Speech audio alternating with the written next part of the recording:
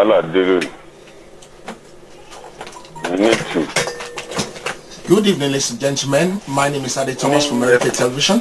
Today, I have a panel of wonderful gentlemen that are here with me to actually analyze the situation of things in Nigeria. We want to talk about the real, the fake, the deceptions of Nigerians by the present administration. When things fall apart in a country like Nigeria, what do you do? How do you handle it? Where do you go? And who are going to be your savior? Tonight on the show, I have two wonderful gentlemen, Mr. Segun Onibiyo, and I have Mr. Sydney Imoibo. They are on my panel today. We will be analyzing things together on how things will be going and how we need to correct our situation in Nigeria. First of all, I would like to introduce Mr. Sydney. Mr. Sydney, welcome to the show, sir. Thank you very much. Can you please introduce yourself to our audience? I am barrister Sydney J. Imobio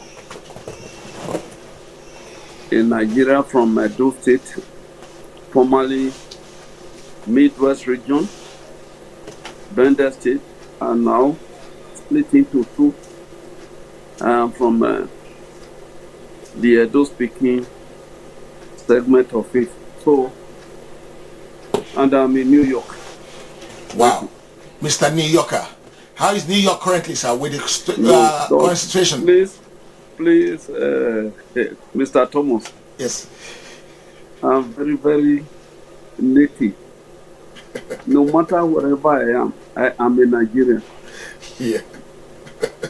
So, if you have called me a Dolite from Nigeria, I will take it. Wow. I'm not a New Yorker. Yes. Wow.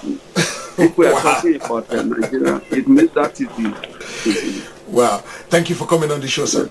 And the next gentleman I have with me is Mr. Segun. Mr. Segun, could you please introduce yourself to our audience, please? All right. My name is Segun Onibiyo. I'm a broadcast media personality. I'm an activist, and of course, I'm a proud Nigerian.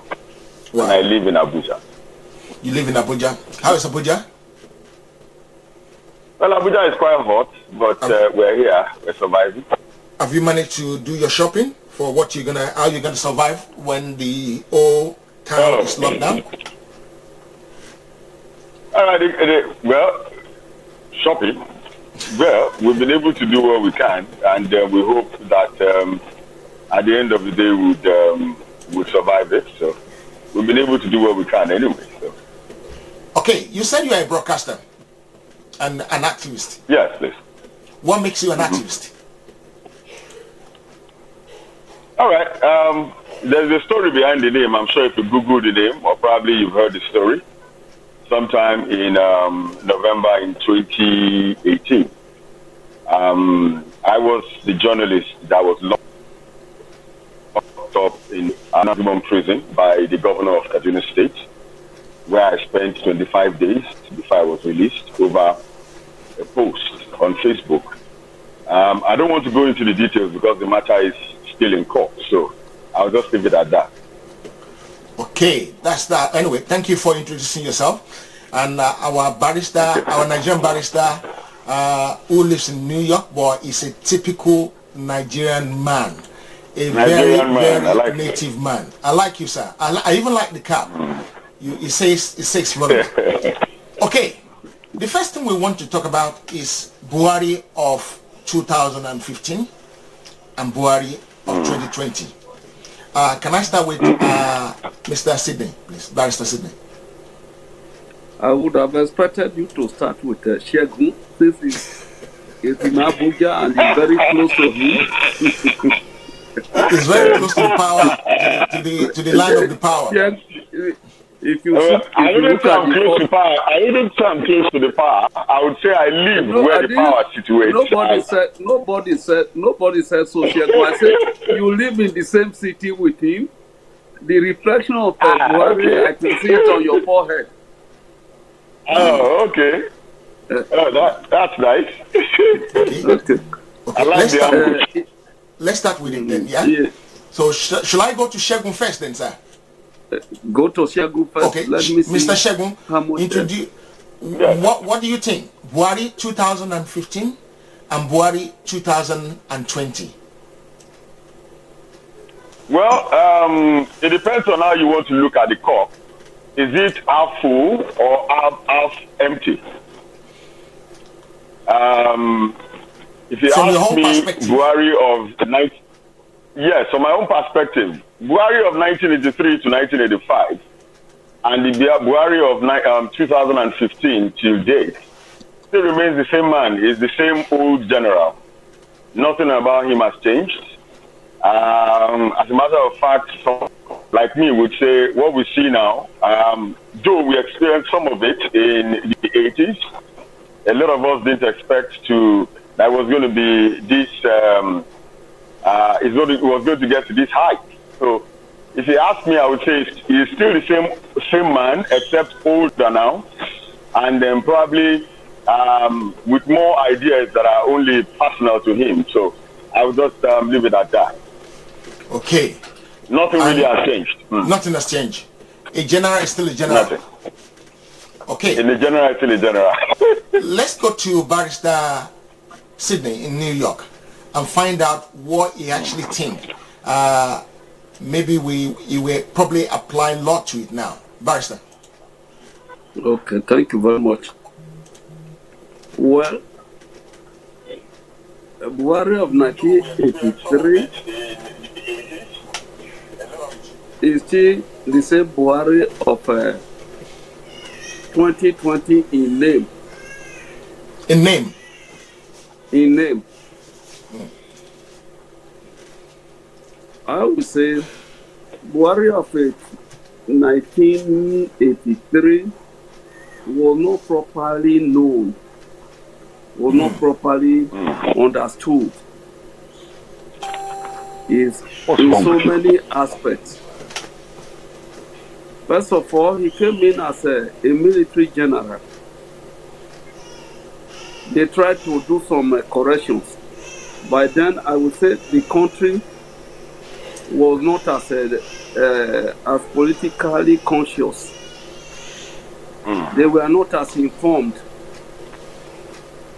So it was a case of whether you like it or not, you must do this, and everybody obeyed. So there was ovation.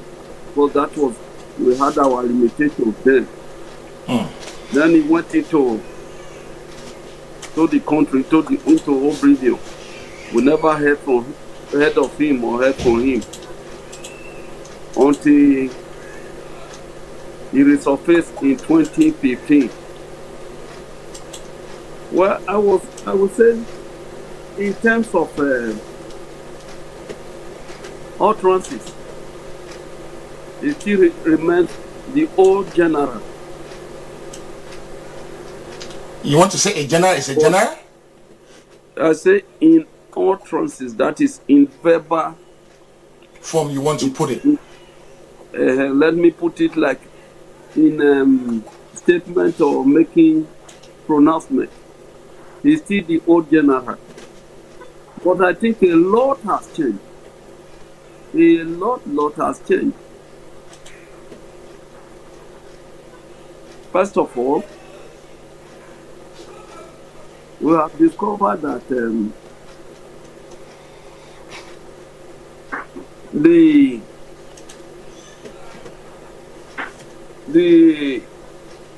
training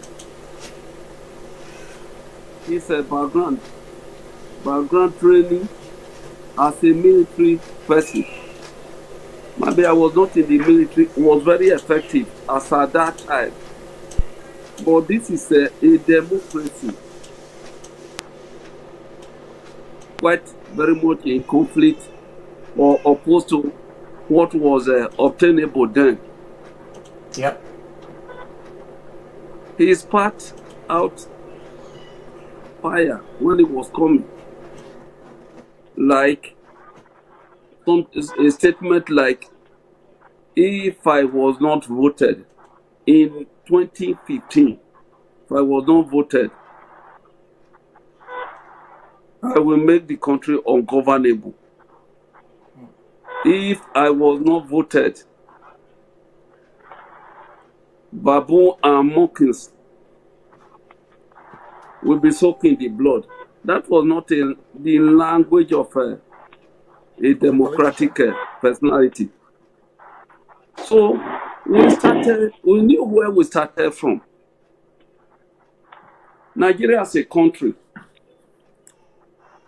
like I see it's a tale of two cities. We have never been so lucky in one aspect. But on the other aspect, we have been extremely lucky, blessed by God.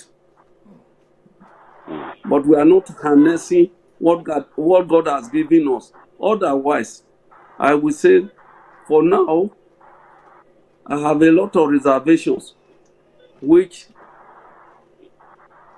may not be palatable for success. I won't just start with what I think I may say at the end of our discussion. So, to say Buhari of 1983 is the same Buhari of 2015 or 2019, I do not agree. The political structure,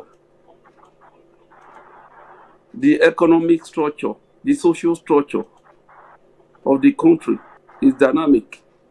It's not static. We have to catch up with a lot of things if we are not going to be left behind. There are many issues on my mind. That is why I'm trying to slow down.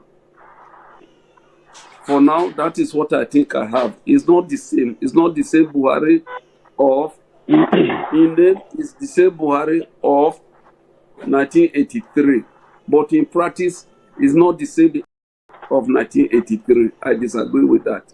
Okay. Thank you. Thank you very much for that. It was very, very comprehensive.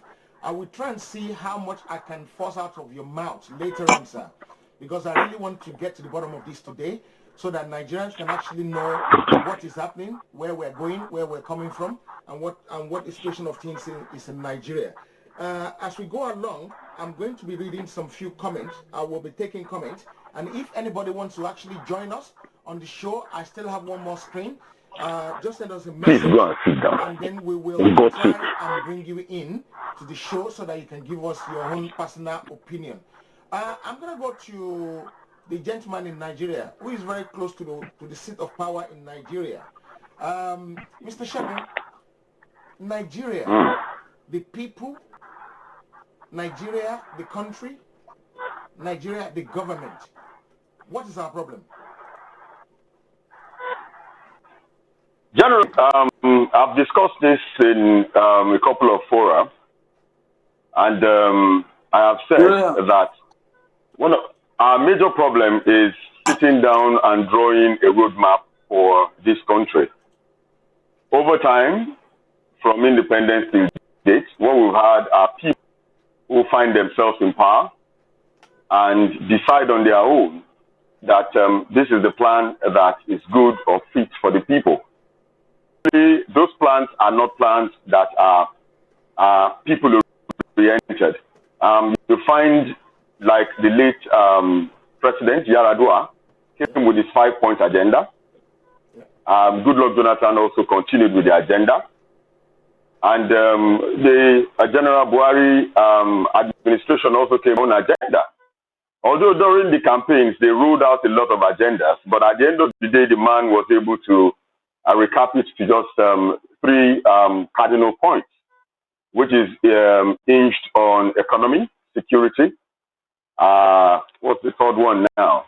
I'll remember and, of course, mention it later. But for a lot of times, a lot of us, probably because of our affiliation with some of these political office holders, fail to hold them to task, fail to ask the most important, pertinent questions as to how we are being led. and the things we actually expect of them. Take, for example, the National Assembly, who actually represent us at the federal level. All of the structures, all of the ideas, all of the strategies, all of the plans that they roll out are usually an offshoot of probably from protest or what they hear people complain about. They are not usually things that are rolled in their own plans. I can't imagine that in the 21st century you have politicians come out and campaign. Campaigns are not on issues. Campaigns in electricity, provision of roads and social amenities. These are not privileges. These are rights. But a lot of Nigerians don't know their rights. They all think when somebody comes and dig a borehole in their community, the person is doing them a favor.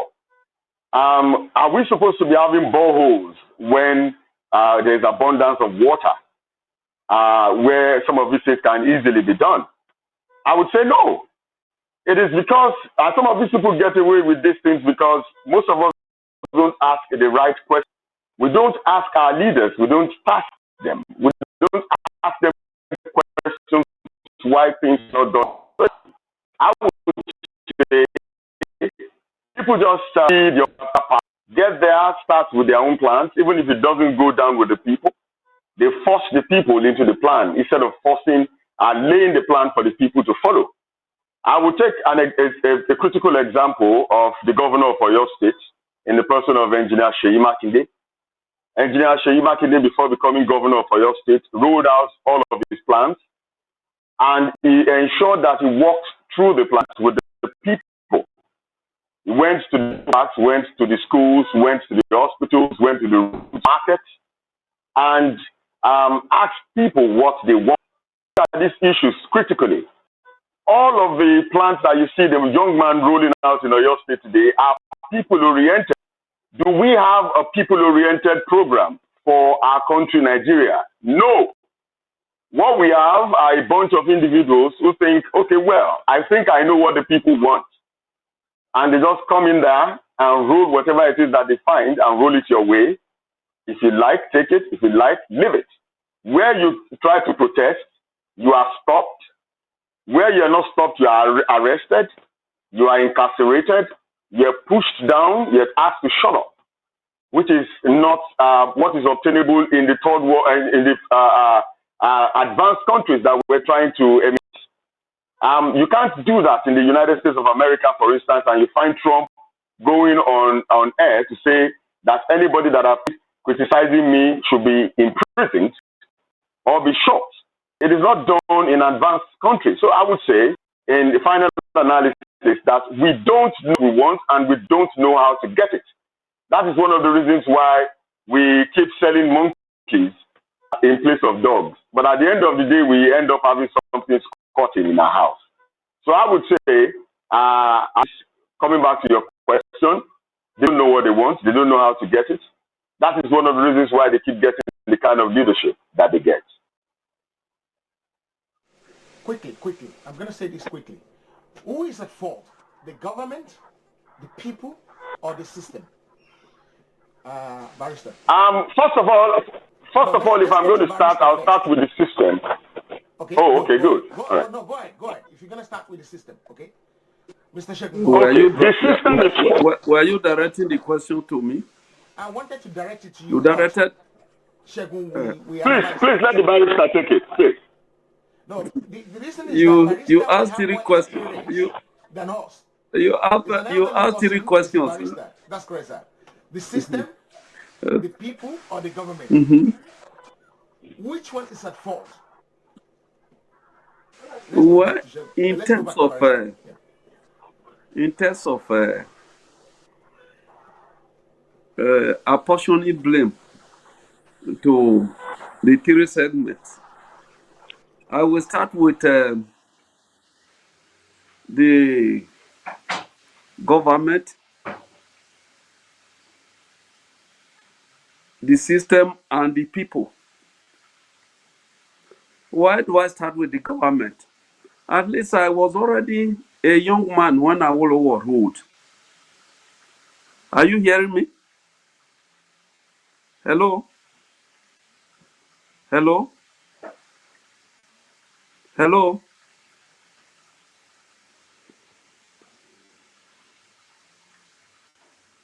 Thomas? Mr. Thomas? Okay. I love the district. Hello?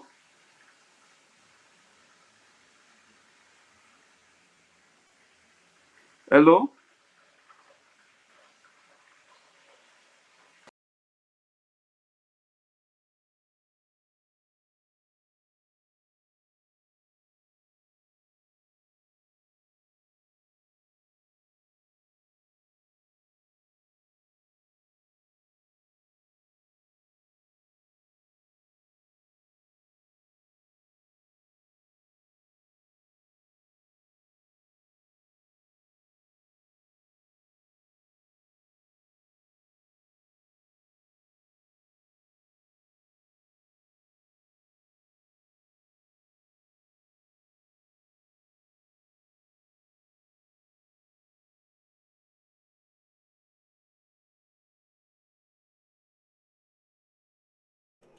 Go ahead, sir. Go ahead, Daddy. I think I lost everybody. Uncle Shagun, can you hear Well, me? I'm here. You can. Okay. Uncle Shagun, you keep talking.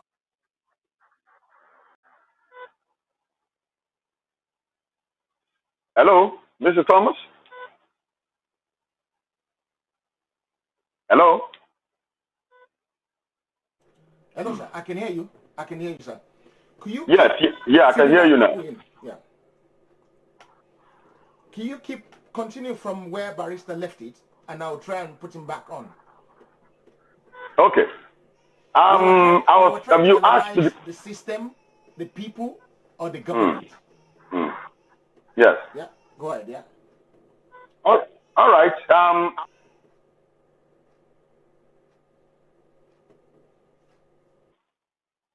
Like I did say earlier on in my first explanation, I said the people don't know their rights and they don't know how to go about fighting for their rights. I would also blame the system. Why? Because we have a very, very faulty constitution. And unless that constitution is dismantled and we have the soul and the spirit of the people represented in the constitution, we will continue to go in circles. One of the reasons why some of us are complaining presently under this government is not far-fetched. It is easily because we have a faulty constitution that some people understood where the flaws are and they went after it and they're exploiting it. So the system itself also is faulty to that aspect. Then we'll come again to the government. A lot of people who go grab power, I wouldn't say are elected into position of power, usually go there not because they have the interest of the people at heart. I can say confidently from here that 65 to 70% of most of our leaders just go in there to see what it is that they can grab for themselves. Only very few do have the interest of the people at heart. And those very few can't influence the rest of them to help the fund. If you look at it carefully, the National Assembly that is supposed to represent the people, if you take your arguments to the National Assembly and you are trying to marshal them and say, okay, look, let us have you look at some of these issues and see how you can make them work into the people. What usually meets at the end of the day is a resistance, where they sit down to discuss some of these issues and come up with their strategies on how to either accept or to refuse some of these ideas. Most of us are not there. Then they come up and tell you, well, we have tried our best, but this is what the government has come up with. Take, for example, the social media bill. The social media bill was championed by a senator from Niger State, who said what he is looking at is regulating the social media so that people don't use the social media, for example, to cause any havoc to any political office holder. And we said, okay, fine, it is good. But it was the same social media that was used pre-2015 to grab power from Jonathan. A lot of the noise that was made were made on social media. They were used to twist facts. They were used to misrepresent facts and figures. A lot of people don't even bother to fact check some of this information. They just go ahead with them, swallow them whole, and roll with them.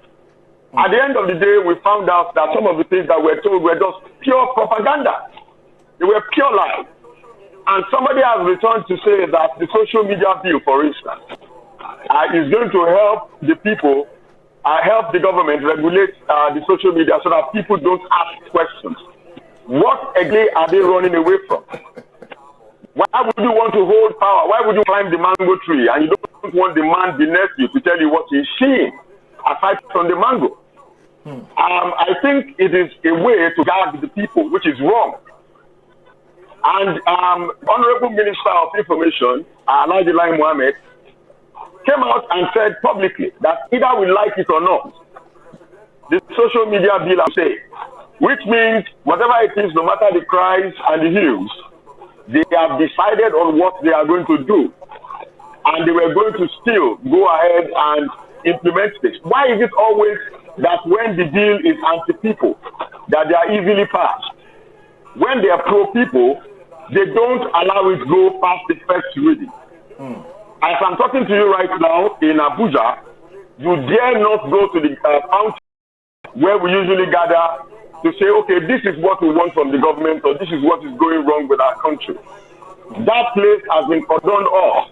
You find security men there holding guns, waiting for protesters to shoot at them, not just disperse them, not just arrest them, shoot at them. Who does that in a civilized world? So, and some of our people don't know how to press some of these things home so that they could get their rights and, of course, get the government to stop infringing on their rights.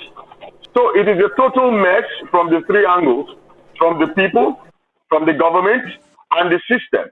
But I will still roll it back on the system, because if we have a functional system, especially the constitution that says this is the right of the ordinary man to do this and ask from the government would have no reason to disobey such rights. But in today's Nigeria, I'm sorry to say, there are no orders, there are no rights anywhere. They are being trampled on.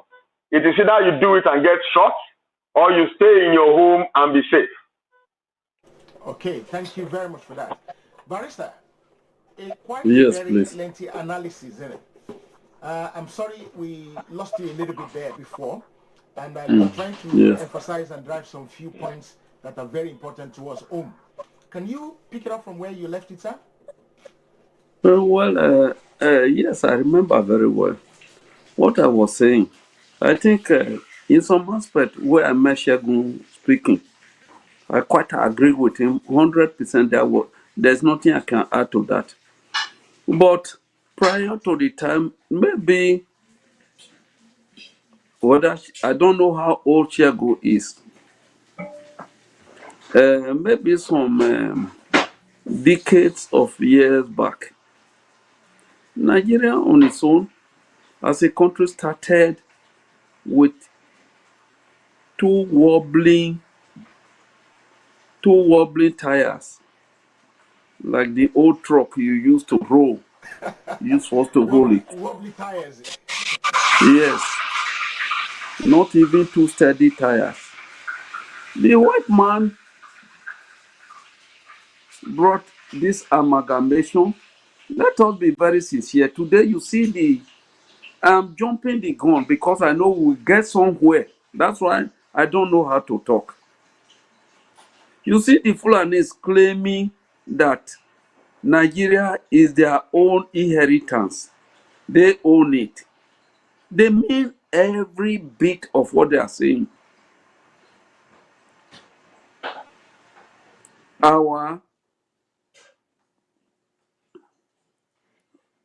I can't say naivety. I would say our trust. trustworthiness, believing that if I'm dealing with Shegun, I'm dealing with a human being like me, was a very big mistake right from the start.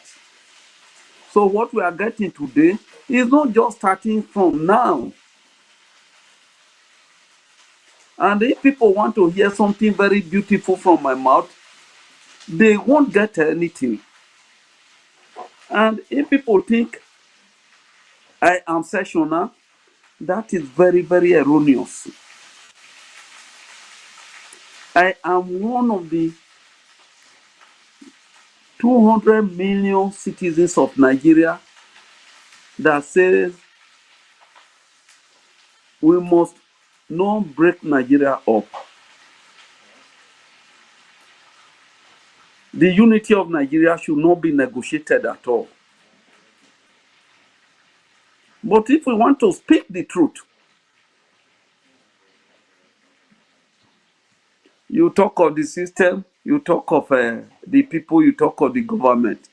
Government plus the system is one and one factor. Who is creating the system? The government.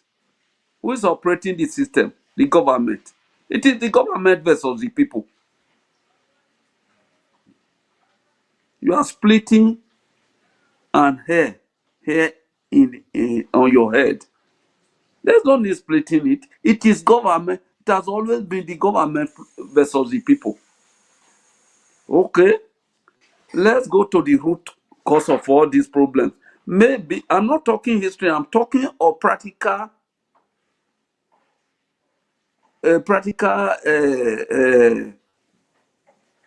observations.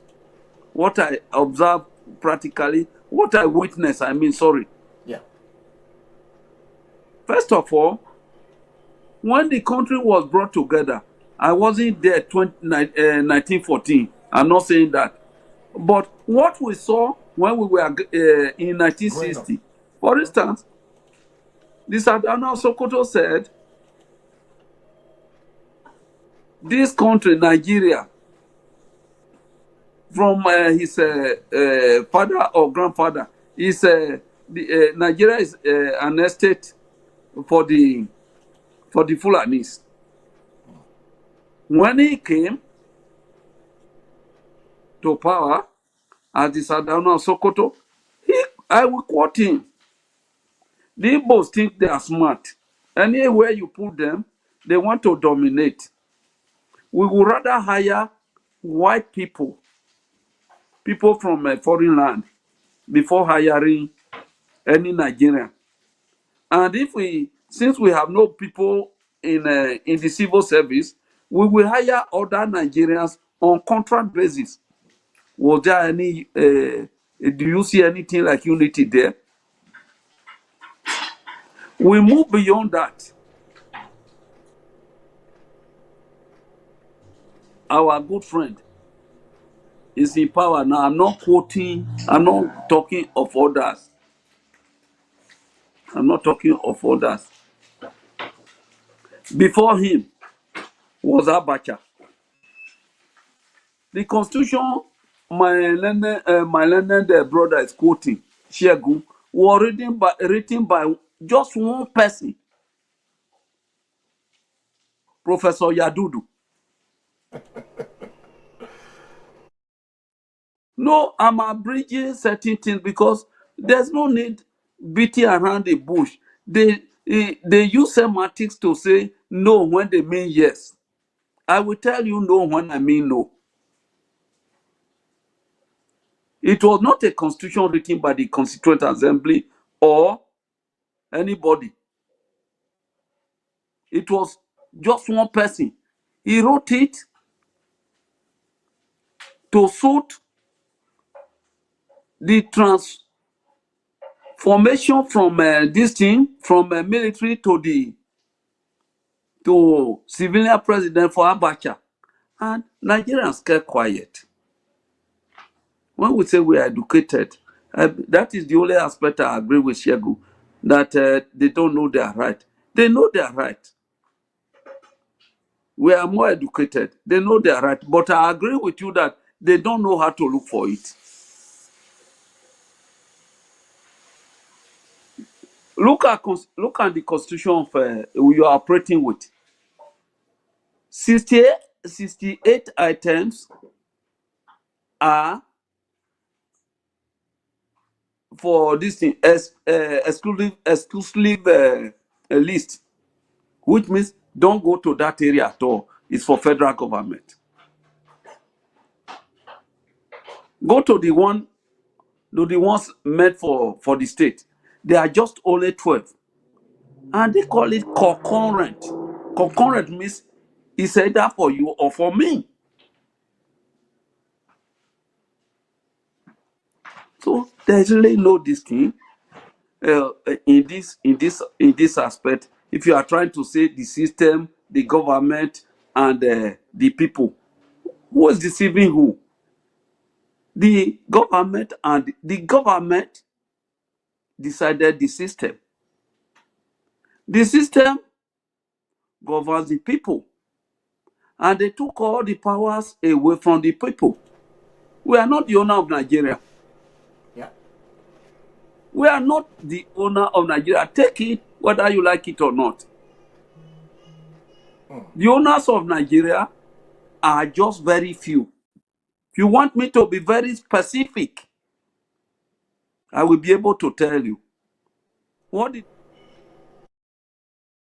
will be very comfortable for legislators. That's number one. Number two, they make the system financially to be very cushy, very good for the governors. And once these are there, they don't care about you or me. No. Whether you agree with me, I don't know. I may not be answering your question, agree. but I'm Yes, telling you we agree. what I've. The way you're analyzing it, we really like it that way. Okay. Then thirdly, this is where I say the government, the system, and the people. But first of all, before I blame the masses, what did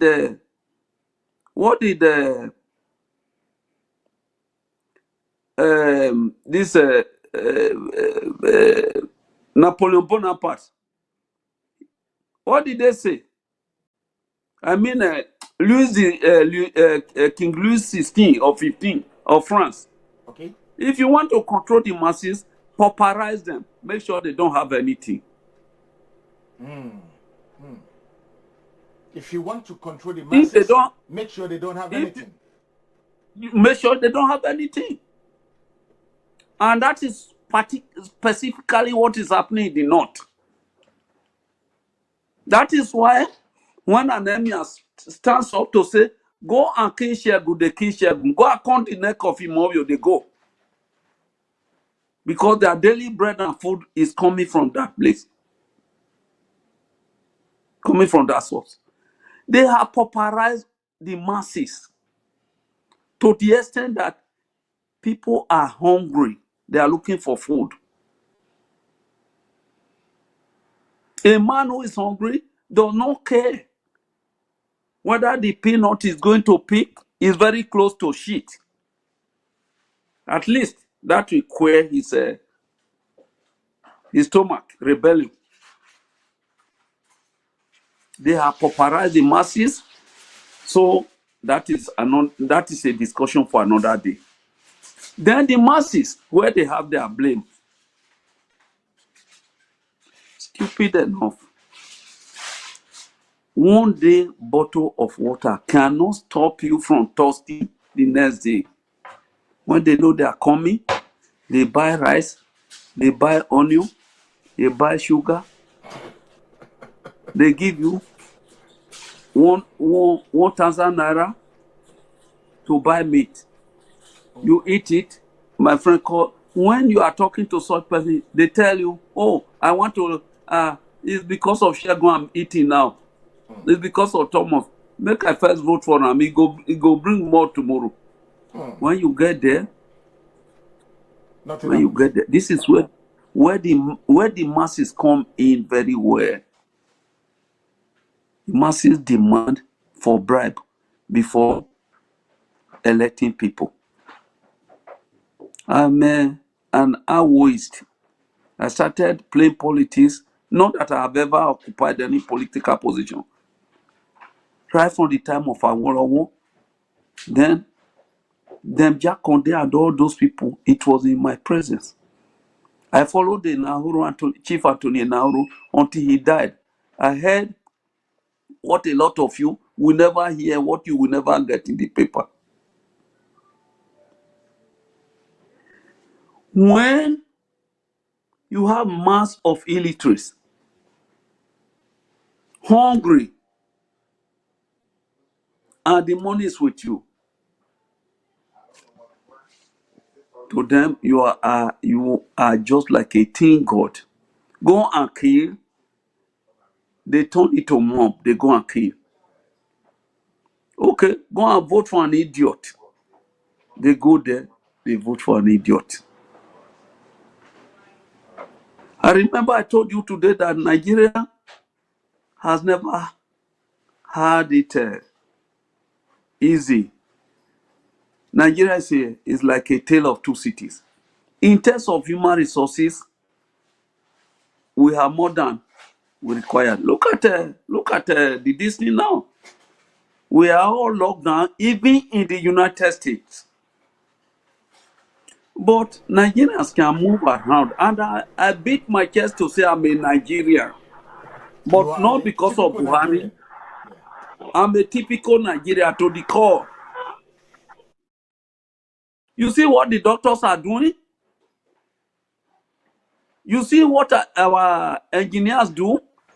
The ones driven away from Nigeria because of bad governance, they are performing feats all over the globe. I'm not saying in the US. They have recorded the high. Even you heard the other day that America said the Nigerians are the most educated people on Earth Yes, planet. yes. So Indeed. I am proud. But when you say the government, I say no, I'm not from there, but I'm from Edo State. We don't have a government. We don't. I I'm sorry agree. to say. That's a I'm fact, sir. sorry to say. So I rest my case there because if I begin to talk, I will continue talking until tomorrow it will not end. Okay. AY Good quickly. evening. I'm going to introduce Citizen AY, who is an expert when it comes to Nigeria Constitution. This man advocates that everybody should know their right to the Constitution. I actually brought him in because we're talking about Constitution as well. Citizen AY, we have Barrister Sydney, who reside in New York. Is a typical Nigeria, 100% Nigeria, 100% Nigerian blood. And I have Shegun as well, who reside in Abuja. Citizen AY reside in England. He actually lives Yes. in Watford. And he talks a lot about our constitution. Welcome to the show, Citizen AY, please. Can you tell us about yourself a little bit, please? Yeah? Hello, hi. I'm just an ordinary Nigerian citizen. Um, I first got interested in what was going on when I had a very bad experience of going to Nigeria back in 2018. Anyway, let's just say scammers and fraudsters, they said they were going to help me heal my mom and everything, and of course, nothing came of it. Lost a lot of money. Mom's still not better. And I realized, whoa, something is wrong here. That was the first time. Up until then, I was like, okay, Nigeria's okay, Then I then knew that the system not work. Then I came myself back. I couldn't talk about myself. I actually had a bit of a breakdown when that happened to me. But from that, I said, okay, Nigerians who have lost far less. I'm talking like 50,000 naira, 100,000 naira. They've jumped in the water, in Lagos. So I said to myself, no, no, no, no, no, no, no. We need to start getting involved. So I started paying close attention to what was going on. Then I realized people did not know their rights. They did not know their constitutional rights. You know, when you're in the UK, you can stand up and speak to the police, and there are certain things you expect from the police, from the government, from the local authorities. You know these things. You know, even children, when the police are telling them something, they say, I know my rights, that kind of thing. But in Nigeria's case, Nigerians will tell you about the Bible. They'll tell you about the Quran. But when it comes to their rights, they have no clue. And they can be the most qualified people on this planet Earth. You had the gentleman at the talking about saying Nigerians are wicked when we put our hands with. But when it comes to our rights, even those who are experts, who know things, who are scientists, who are doctors, when it comes to their rights, it's as though it's alien to us. And when that realization dawned on me, that is when I had the name Citizen AY. I started trying to look for ways to get into the system to see how I can get involved. Then, somehow people started seeing me, and before I knew it, I got involved in the AAC project at its inception. Then I started, I had a chance to meet Buhari, and we had plans and policies and ideas that we put forward, and all of that. All the while, I kept talking to people about, look, know your rights. I started doing a show whereby I'll be doing a show every Tuesday or Thursdays, and I'll be talking about the Nigerian Constitution. I started reading the Constitution one by one. Section 1, Section 2, Section 3. And I was saying, look, this is your right. This is your constitutional right. You will know. If you don't know those rights, you can't fight for it. The sovereignty, I started telling people, look, sovereignty belongs to you. You can be a scientist, you can be a doctor, you can be whatever you want to be. But if you don't know those rights, these guys will continue to obstruct you, to cheat you, to deny you what you should have. And I started even saying to them, can I come in here quickly, Citizen? yes. One of the things I find out in Nigeria is that people actually sell their rights, like Barrister said earlier on. During the election, they give them 1,000 naira, and everybody follow the crowd. Can I throw that one to Mr. Shegun, Comrade Shegun, quickly? Because you live in Nigeria. Why do you people that live in Nigeria decide to sell your right for a pot of porridge? Well, I would refuse to take the tag of us, we people. You're also a Nigerian. We are all Nigerians. We are all involved. We are all Nigerians. Check. I agree with you 100%. You know what? I think what we need when to the wife is good, listen, Shegun. I'm an experienced man. When the wife is good, is the community's wife is our wife. When the wife is bad, is your wife. You see how it's throwing it on you? Yeah, Mr. Thomas, you see, and fortunately enough, we're all Nigerians, so we all understand how these things work. Before the elections in 2019, we went round. At least I went through my community. It's a very little place. It's not on the map. It's called Ifeolukotu. I and a couple of my friends went around sensitizing the people on the need for them to understand that what you stand to gain is more than the 3 balls of onions that they're going to give to you and 5 cubes of Maggi and probably a sachet of salt that is 50 naira. And probably somebody somewhere will come and add 500 naira to it, and you stand in the sun and give the man your vote. And once he gets your vote, he runs away. I compare such people to robbers who come into your house and ask you to prepare a meal for them. They know you. They know that you have just prepared a very delicious pot of stew. They smell the aroma. They know that you're preparing a pot of stew. So they will come around, and tell you, Mr. Thomas, do a bar for us. And they would eat in your house and, share your wine and all that. Then at the end of the day, they pull a gun on you and tell you, okay, everything you have, please empty it in this bag, and they are gone. Our politicians are like that. So it is something that is very worrisome. And unless this generation of ours, I am not 50 yet, this generation of ours can begin to think outside the box and start to think about things that we need to do to make ourselves better. It is not aiming to get into those positions of authority, but getting those things right so that the right people will get into those positions of authority and do what is right. Like I told you earlier on, when politicians come to campaign, I was in Kaduna during the campaign in 2015, and I heard some of those politicians keep talking to people about constructing roads. Some were even telling you they were going to build churches and mosques for you, and they will tell you they will send your children to Hajj or your parents to Hajj so that they don't die in pagan. Can you imagine? You don't do that in the UK. You don't do that in the US. Trump is not going to stand in front of the people and tell them, I'm going to build a road for you. Then the people will say, oh, no. And in Nigeria here, we have this mentality of the person belongs to us. Like they would say in Yoruba, and our pikin, make it do am. So at the end of the day, okay, what did pikin bring for us? They bring onions. How can you go so low to take onions and Maggi from people? That was what was shared in Kogi State. That was what was shared. And where people refused to collect some of these items, they were told practically that they were going to be shorter during the election. And that was exactly what happened. Some of the supporters of the governor came on, and they were, probably you've seen the video, it went viral, and they were saying, that's what they're going to do to people to support them. So you see, the people have limited choice here. It is either you sit at home where they know, for instance, that you're not going to vote for them. They will tell you, they will force you to sit at home. They would unleash terror on you to make you feel, okay, look, I'm not safe.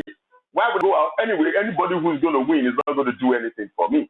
Some would come out, take your gift that you give to them, 1,000 naira, 500 naira. Some people take as low as 200 naira. It is that bad.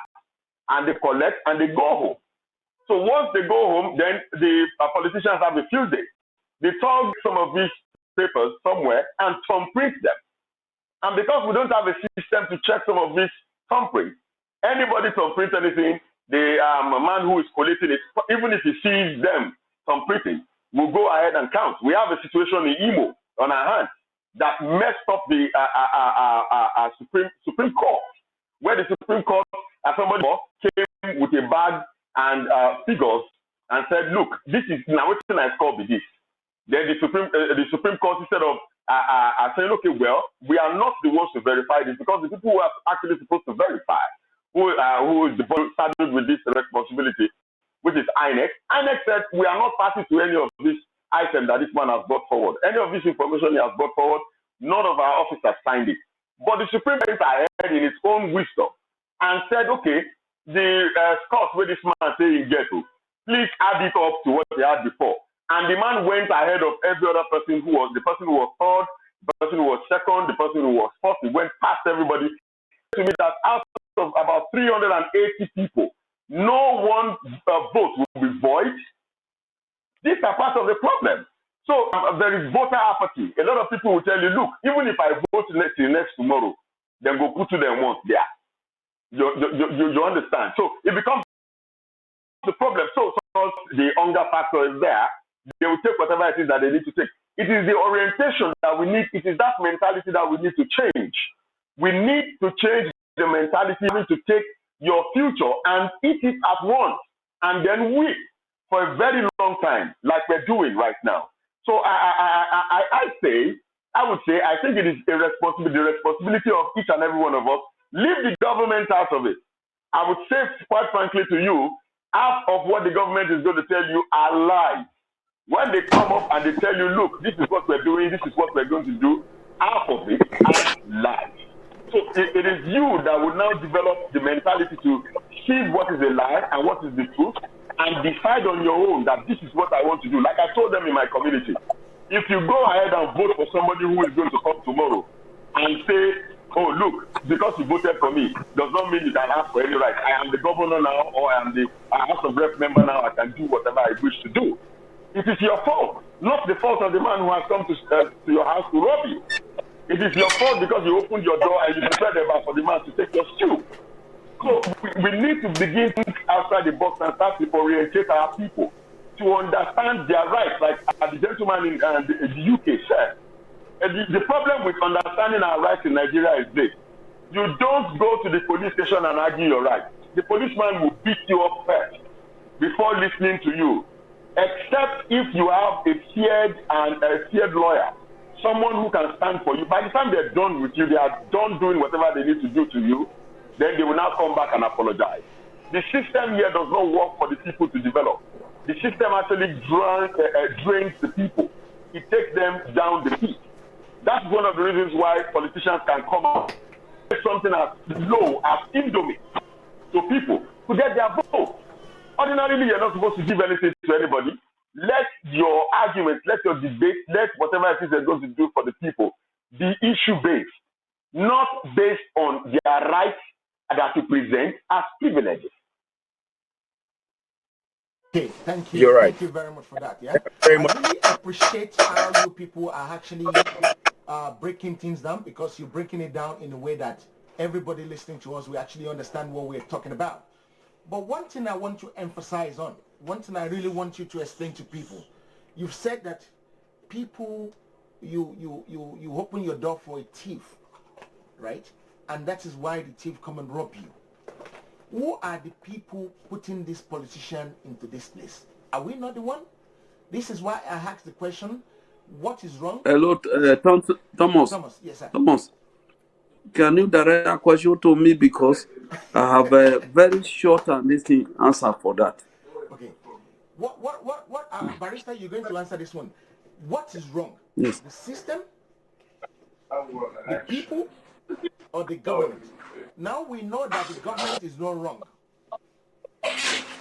because we allow them to do what they want to do.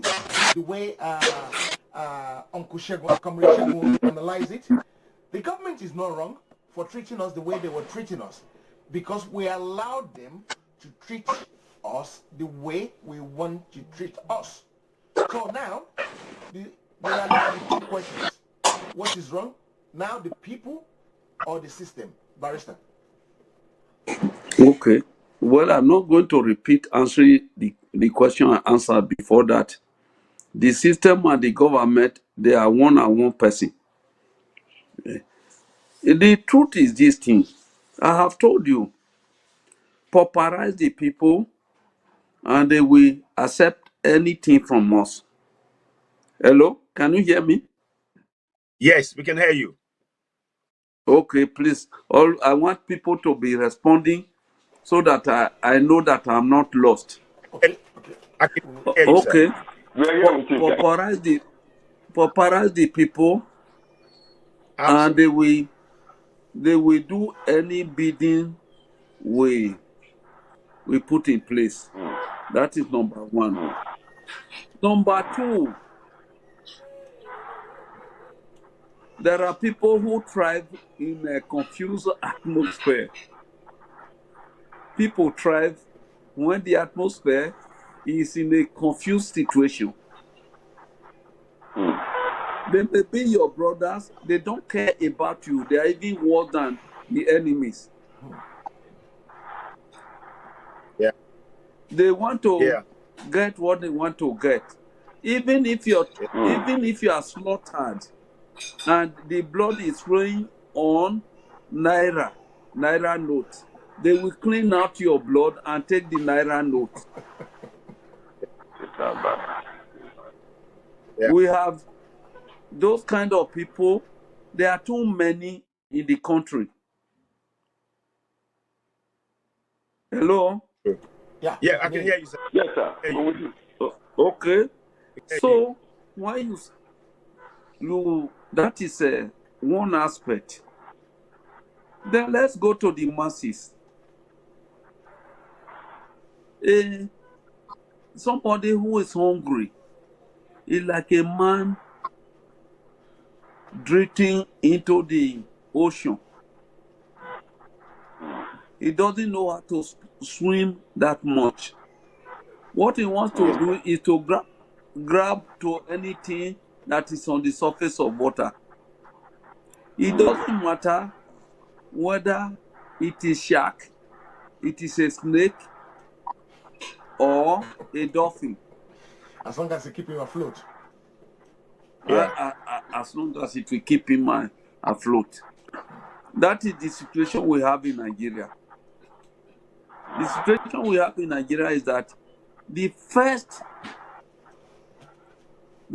aspect of the whole situation, they have succeeded for more from a time immemorial since the military came into governance.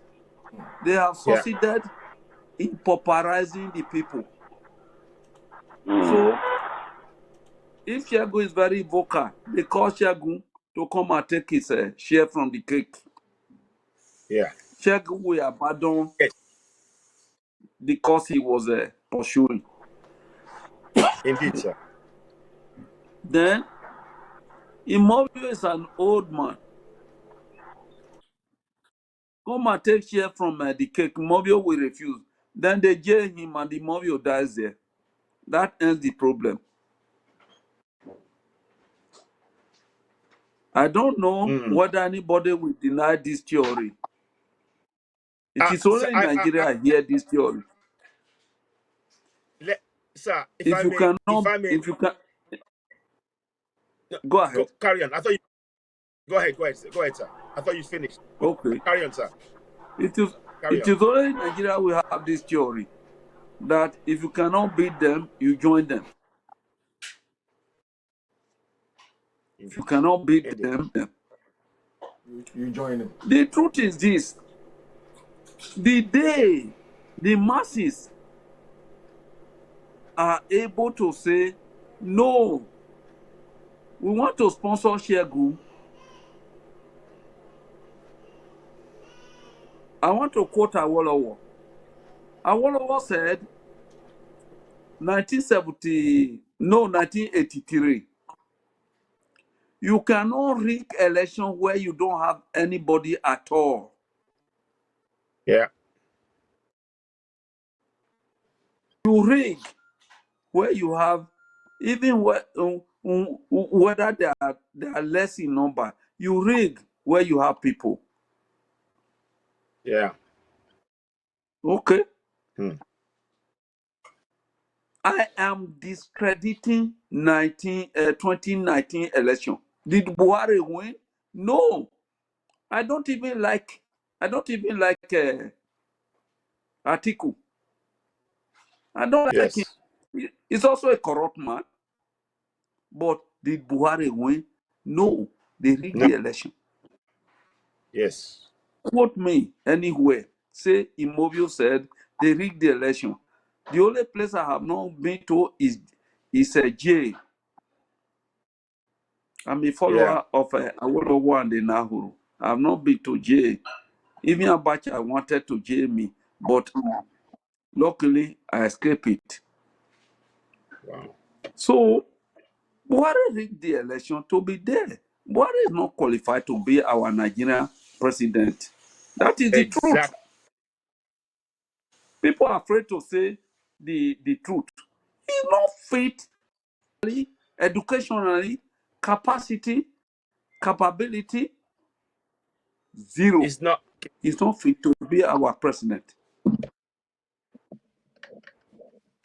So indeed. people are afraid to address the issue. So when you are talking of system, government, and this, that is not the thing. Okay, you have your children. You want Yeah. them to go outside and they will be shot dead.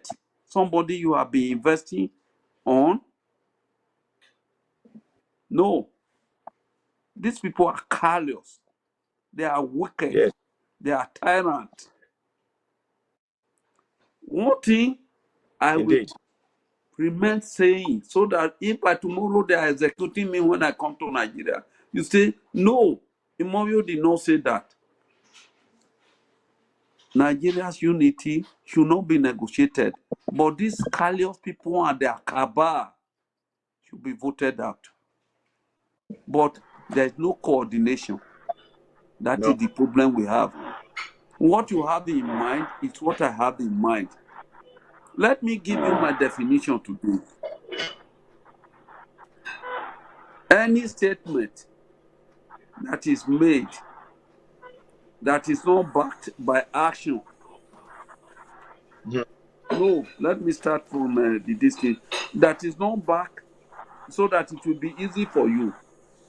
That is not backed by sanction, action, Yeah. or reaction is gossip. What we are doing Yeah. now, we are only just gossiping because we Yeah. may not be able to put it in place. Some of us may want to get position by talking to BBC, talking to CNN, and when you give them the position, they do worse than those there now. We have a lot of Yes. Nigerians. This is not the issue of Southerners alone. Even the true Hausa state were Yeah. oppressed and repressed. Yes, I am Yes, sir. saying this. I have written to somebody who was unable to publish what I said.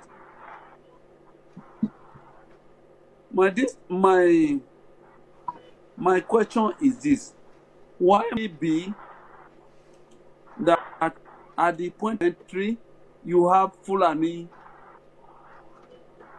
you have a Nigerian Fulani. At the point Yeah. of exit, you have a Nigerian Fulani.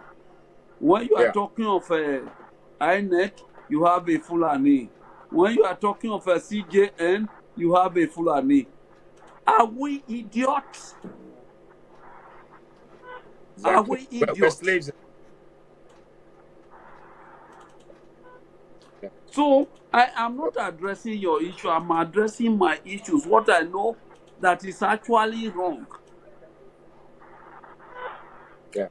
Okay, Yeah. now right now we have 6 zones in the country: northeast, northwest, north, south south, north central, southeast, and southwest. That's it. If we don't want to go into war, why can't we come together and follow this nonsense debate that is never ending? Why can't we come together? 5 people will say, okay, what Imoye say is nonsense. We vote. We Yeah. don't have to fight. I'm in the US. I'm a citizen here, so to say, Yes. Yes. by induction. By induction. Why can't the 5 zones come together and say, no, these people have been misleading us. Let's vote for Shegun. Let's vote for Thomas. Even if we are poor, we can easily do this. That is very legal. Then, conversely, if these people resort to violence, 5 versus 1, you people are afraid to speak the truth, and you are calling me to interview me. People don't want to hear what I'm saying because they are afraid, they are dubious. Thank you. Thank you very Okay. much for that. I'm just going to recap on something quickly. We are on Heritage Television in London. We're talking about the real, the fake, the deception of Nigeria. When things fall apart in a country like Nigeria, what do we need to do? I'm going to show you a picture quickly, a series of pictures, and then we're going to discuss it quickly. The first one I want to show you is this one here.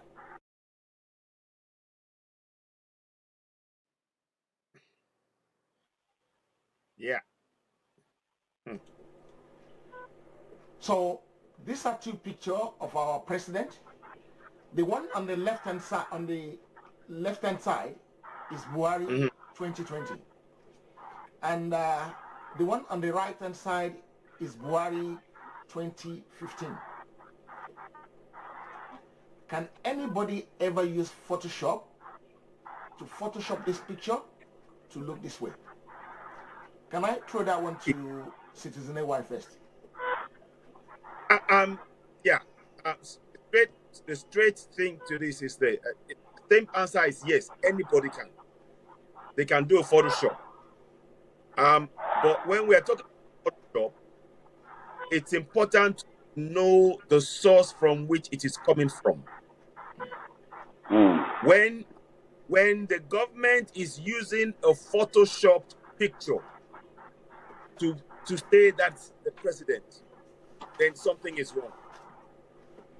Can I say something quickly before you go ahead, Citizen Y? I've seen a lot of Nigerians themselves, especially our women. When they Photoshop their picture, you can't even recognize them again. Yes. So, if you see Buhari now, maybe it's the same pictures. We want to actually throw this one open to everybody, not just the panel here. We want to throw it out open to everybody. If you look at the frame that the man is wearing, number one, it looks exactly the same. The lens, the spot on the side of the frame, right, which is the logo of the frame. The only difference here is the man is closing his mouth in one and is opening his mouth in the other one. The nose look exactly the same, but they don't have the same orientation when it comes to opening their eyes. The one on the left-hand side always open his eye wide, like someone that has cataract. And the one on the left-hand side looks a little bit younger. And the hair on the left-hand side has not done a runner like the hair on the right-hand side. Barrister, what's your opinion on this one? My opinion on this, my dear Thomas, is that I've heard a lot. I've spoken with people claiming that somebody is clone or the other person is not clone and this is not the true person. I verily believe that he is the same Buhari. Taking photographs, especially with different backgrounds, can make you look different. The one I sent to you now, for example, the one I sent to you was that from. I asked my son to take me right away. So if people look at my previous picture and look at the present one, they may begin to doubt. They may begin to say anything. But I even said this thing to my friend today, that name with Ted in Nigeria. I say, Kanu, Nnamdi Kanu, was making people to believe that one picture is different from the other, that somebody was cloned and it's not this thing. But the same Kanu was telling us today, yesterday, that Buhari and this guy have been flown out of of the country. Then I say, which are we to believe? So, my dear, let us not be too, emotional or politically attached to certain branch of this thing and make it look at this thing. I believe that they are the same picture, they are the same person taken with different backgrounds. Okay, thank you very much. Can I throw the same picture to Comrade Shegun?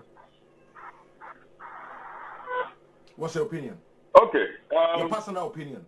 Well, yes. We've had a lot of arguments, and I've tried very hard and very much to refuse to get into the arguments because people fall sick and they recover, and sometimes probably lose their hair. If you see my picture way back, like 15 years ago, and it is placed side by side by my picture right now, I'm sure you won't agree it's the same person. I've always think it's a distraction for us to continue to pound this issue of the president being a Jubril or not. Regardless of who he is, I think what is important is what he's doing for the people, right or wrong. For me, looking at the pictures, I've seen a lot of them. I've seen a couple of them, especially in my line of work. And people would say, oh, well, this is the person who's going to tell us the truth. As if you have some kind of powers to take those decisions. But the truth of the matter, I think it is something that is really important. I think it is the same man. And I think if you ask me, probably in some situations he's happy, and in some, he's not. In some, he looks shaky, and in some, it looks like he has recovered. So I would say it's the same person. He has not changed. Okay, yes. Looking at this picture again, the magic of Photoshop, the magic using brushes these days would amuse you. We saw a picture of President Trump dressed up as a woman. If I had not seen Trump before, I'm sure I would have said probably that is Trump's sister or something. So there are so many things that one can do. For me, I'll just rest my case on the fact that it is the same person, it is the president. He has not changed. Thank you. Comrade Ayo. Yeah, quick one. For me, there's clear differences. The skin tone, for starters, is a giveaway. The ears are different. The hairline is different. The glasses, they try to do a trick. It's like a trick to try and dress like the same person. And when you look on the face of Buhari, the one to the right, you can see that the natural growth of his years represented in the lines on his forehead, on the chin, you just know straight away when you look at those pictures. Now, when you look at the one on the other side, it's as though they're trying to give the impression of that is Buhari. So because the spectacles, they try to fit it. And like you said, the eyes of the ones on the left are smaller, and critically, they are younger.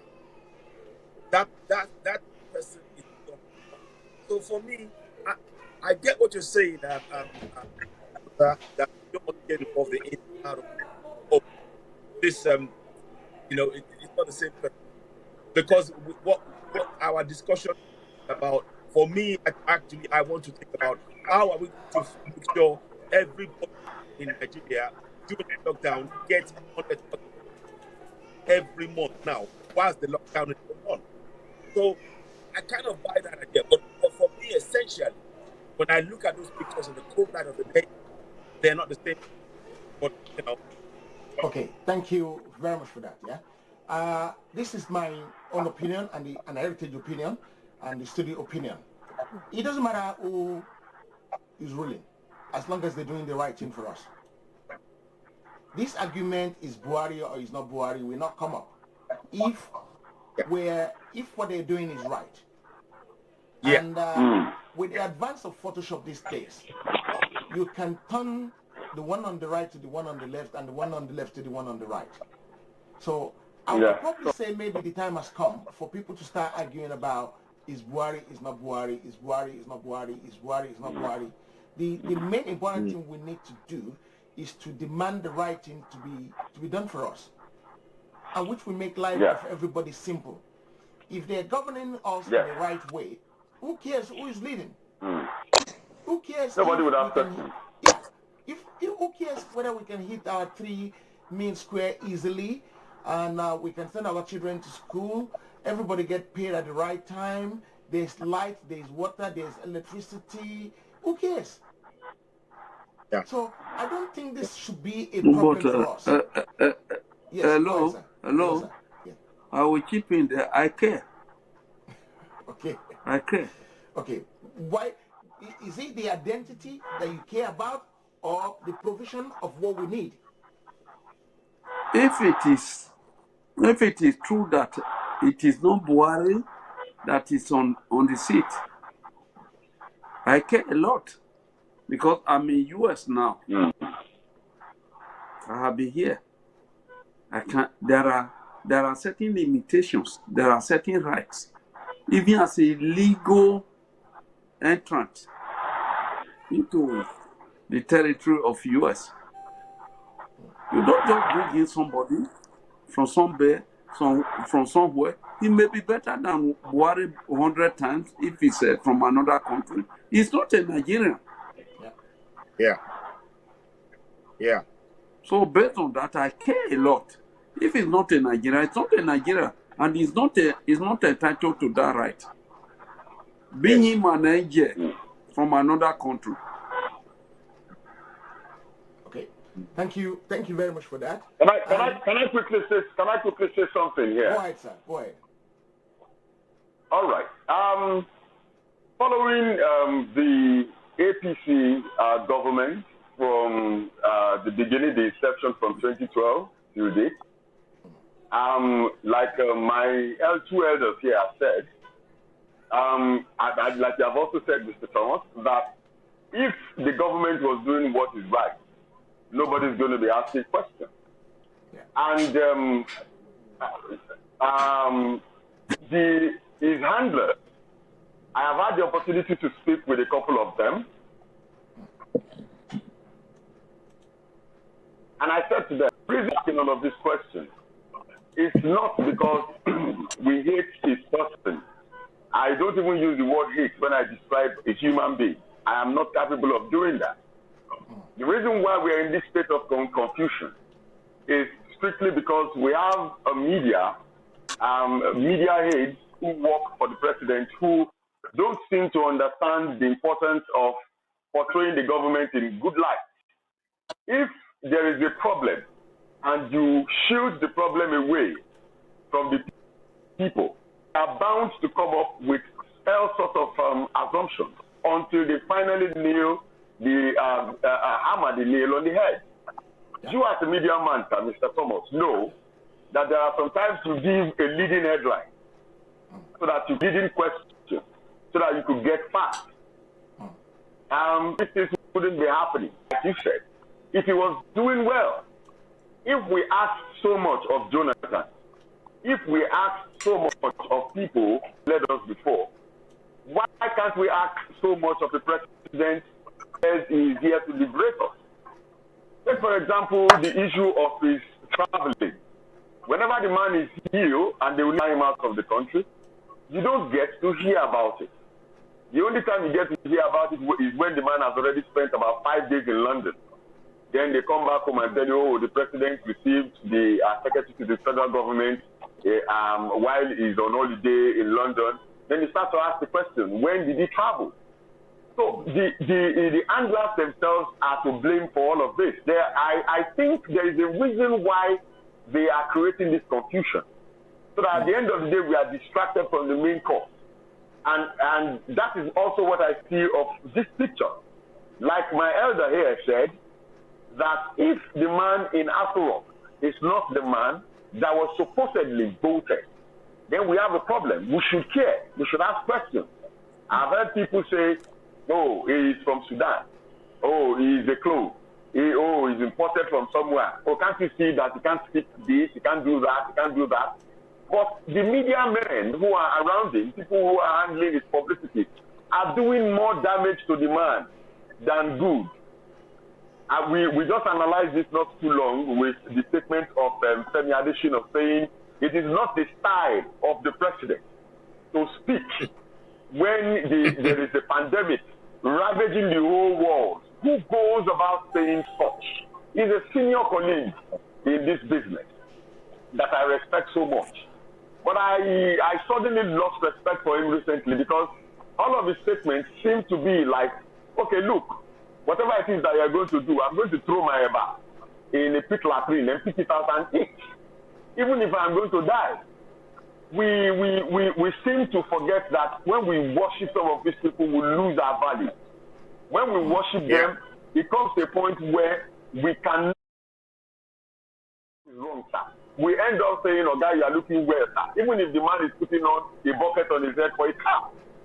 I think his media men are doing more disservice to him You know, there was a time, I'm not too sure now, I think a couple of soldier men were killed in the front line in that particular incident. I lost two people who are close to me. And there was a picture that was displayed and said, the president is concerned and the president is doing something about it. If you read just the text, and probably you're blind, God forbid, you can't see the picture, probably you say, oh, the man cares about you. But they put a picture of the president sticking his feet, with his agbada hanging behind him, with his legs stretched out, while people are mourning. The media men who handle this man don't handle him well. If you don't handle the product well, no matter how good it is, it turns out a bad product. People would end up asking questions. So that is the problem. Okay, thank you very much. Before we go to the next thing that we want to actually discuss, I'm going to quickly finish what I was trying to say there and finalize it. One of the problems we have in Africa is that even to each other, not even to our leaders, sometimes we do too much rank-a-day-day to people who are leading us. We do too much rank-a-day-day to pastors, to imam, to senior citizen in the world. You don't ask questions. And again, are you telling me that the people around this man, there must be more than 100, 200 people in Asurok? Are you telling me that these people will keep the secret for this long, that this man is not Buhari? Yep. Can people do that? Yep. It means there's so much wickedness going on around him and in Abuja and in Asurok. Yep. The people are very, very That's wicked. one of the sorry to burst in. That's one of the reasons why you would ask Agarba Shehu, for instance, who is also a senior colleague in there. You would ask him, XYZ is happening. What do you think about it? And they will tell you the president is not aware. You are the president, you are the husband in the house, and things happen under your roof, and you come out to say, oh, the man is not aware. You know, it's a very funny situation that we have on our hands here. Yeah. Okay. I'd just like to put something in there. Go ahead. If I may. That's the last time during the elections, just before the elections, when Oshibajo and was in the control NTA interview, you will recall that when Zainab, the lady, was asking him a question, she phrased it in many different ways. He couldn't understand it. And then he had to look towards Oshibajo and go, I'm sorry, what is she saying? And then Oshibajo had to then try and break it down to him. That speaks volumes about a president. And the key word you said, the husband of the house should have knowledge of what's going on in his own, domain. Under his own roof. This man doesn't have that air. That's serious question right there. And no amount of news management, no amount of press management can hide the failing of a bad government. I don't care about the man. I don't hate him. What I'm saying is, like you said, the key thing is, can we get food on the table for the citizens? Are the citizens safe? Are they secure? Is there justice? Do you feel that you can promote that country? But when you, in all of these questions, the answer is no, no, no, and no. No. I'm not interested in whether the man is Fulani or whether he's, but what is he doing? And right now, everything this man has done, he should be impeached. The things he've done, bringing in a Mohamed Tanko into a Sharia law, kicking out Onoge, that is going against. There's a section in our constitution that actually says he should be impeached. He's not following the constitution.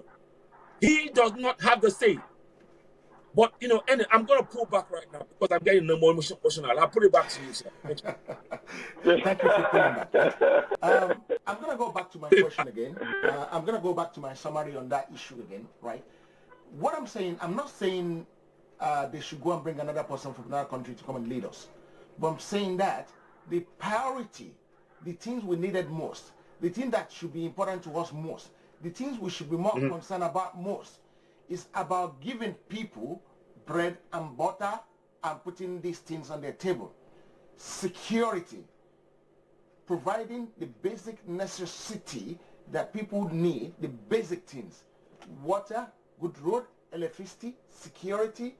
They need, that is of a more priority, a more weighing situation, circumstances than who the man is. And again, whose fault? NTA interviewed him just before the final election. The man messed up badly. Opinion poll in England, we drag him down straight away. There's nothing in this world that he wants, there, no amount of rigging that the man knows that he wants to use that will work for him. Because he messed up. Because he doesn't know. He doesn't even understand. I don't think it's old age. My dad is older than him and he doesn't behave like that. But it seems, from that side of the interview with NTA, it seems there are so many things they have not orientated him with. That is why he couldn't fit into it. It's like you go out with somebody, you've been doing something in the back, at the back of somebody, and then you get somewhere and they were asking questions. And you, that you're supposed to know, the head of the house, does not know about it. You're going to look on that side and say, what are they talking about? And you're supposed to be furious about it all. But the way things are is this man does not have a clue about what is going on in Nigeria. I'm going to show you another picture quickly and then we'll move on to the next one.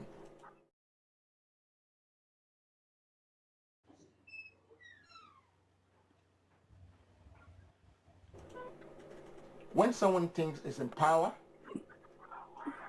and something this tiny will come and intimidate them. That is coronavirus on the floor there. And that's how the people in government, Buhari or Shibaji and all the other stuff. And this tiny thing, they putting their hands up. We're sorry, sir. We promise to fix it. Nigerian healthcare system. It's not only the healthcare system in Nigeria that is faulty. We've seen some schools. We've seen roads. And we've seen the train they're trying to roll out. But I understand some of these trains has actually been paid for a long time ago when the previous administration was there. Yeah. Whether that is true or that is false, I don't know. But that's some of the things we read in the paper. Okay, coronavirus now. These are the figure for today. Right. 2 people dead. 131 confirmed cases. The 2 people that they said died, are you serious? This is the real figure? No. Let's speak to the guy in Nigeria first. Yeah. Mr. Shegun. They're saying 2 people died from coronavirus in Nigeria. Yeah. Are they telling us the truth? Well, this is the way my mind functions, and this is the way I've tuned my mind since this government came into power. I listen to them. I listen to them again. I listen to them over. I listen to them over and over and over again until they sleep. Then when they sleep, then I can now tell you this is. Well, I don't know about the second person. I think I just saw the information today. But I'm aware the first person that was mentioned, who was the former managing director of PTMC, Mr. Suleiman Atimugu. And when I heard first that he died of coronavirus, I said, okay, well, this is beautiful. It was quickly announced and it was gleefully announced, like it was something good. Oh, this man died from coronavirus, blah, blah, blah. All the information we've been getting in the media is all about fear and panic. Nobody says anything to anybody about how to secure yourself or do anything. That is by the way. I went ahead and looked for information from the National what do they call it now? Council for Disease Control, I guess, NCDC they call them. And I also went out of my way to ask somebody to get me the statement really of the deceased. And a couple of my colleagues were wondering what I was going to do with that. I compared the two reports, and I discovered that the NCDC decided to edit the information that came from the family of the deceased. And they removed the portion, the paragraph that says that the man was already down, just came back from, I'm not sure where from now, where he had gone to for some kind of treatment. He was operated upon. He's got, what do they call this disease now? When you have too much sugar in your system. They counted about diabetes. And he was also operated on. I guess probably because of the coronavirus scare, the man had to return. Usually when you have an operation, you are asked to rest. I am sure the man didn't want to be caught there. That was one of the reasons why he returned. I was talking to a couple of my friends who are in the medical line, and they said, usually when you travel like that for, let's say, 5 hours maximum, there's every tendency that you're going to have some relapse. And whatever operation has been carried out on the person will have some complications. This man came in and went straight into his house, and a couple of days after returning to Nigeria, decided that he was coughing, and they saw him cough out blood. I have been in an hospital before. I lost my sister in 2015. The point coughing out blood when she had tuberculosis, and the man decided that, okay, look, I think some of the family members counseled him and said, look, there is coronavirus going around, though. Why don't you report yourself to NCDC? The man called the NCDC himself. They came to the house, they took a blood sample and left. Assuming they left the man on a Sunday, it took the NCDC 1 full week to return back with a result after the attack. We leaves a room for them to lie that the man died from coronavirus. Whatever they're trying to do with it is their business. That is one part of it. Why did they edit the report that said the man had some other complications from their own report? But because what they put in their report was that they had their first casualty in Gwagwalada Specialist Hospital in Abuja. And they went ahead to mention his name and said the man died of coronavirus. That the result shows that he tested positive. So I went ahead and I asked a lot of questions. Do we have the test kits to ascertain the kind of virus that somebody carries? And somebody said yes, that they have it. And I said, I as a journalist don't even know what the test kit looks like. I went on the internet, I Googled, and I saw some of these pictures from China and from some other countries in Italy and co. to see if I could compare it with what the picture I would get from Nigeria. The picture they keep sending to me is a picture of a ventilator. And they said that is the test kit. And they said that is the test kit. As I'm talking to you now, nobody has been able to, the government has not come out, the health workers have not come out, nobody, the health minister of health has not come out to say, this is what the test kit looks like.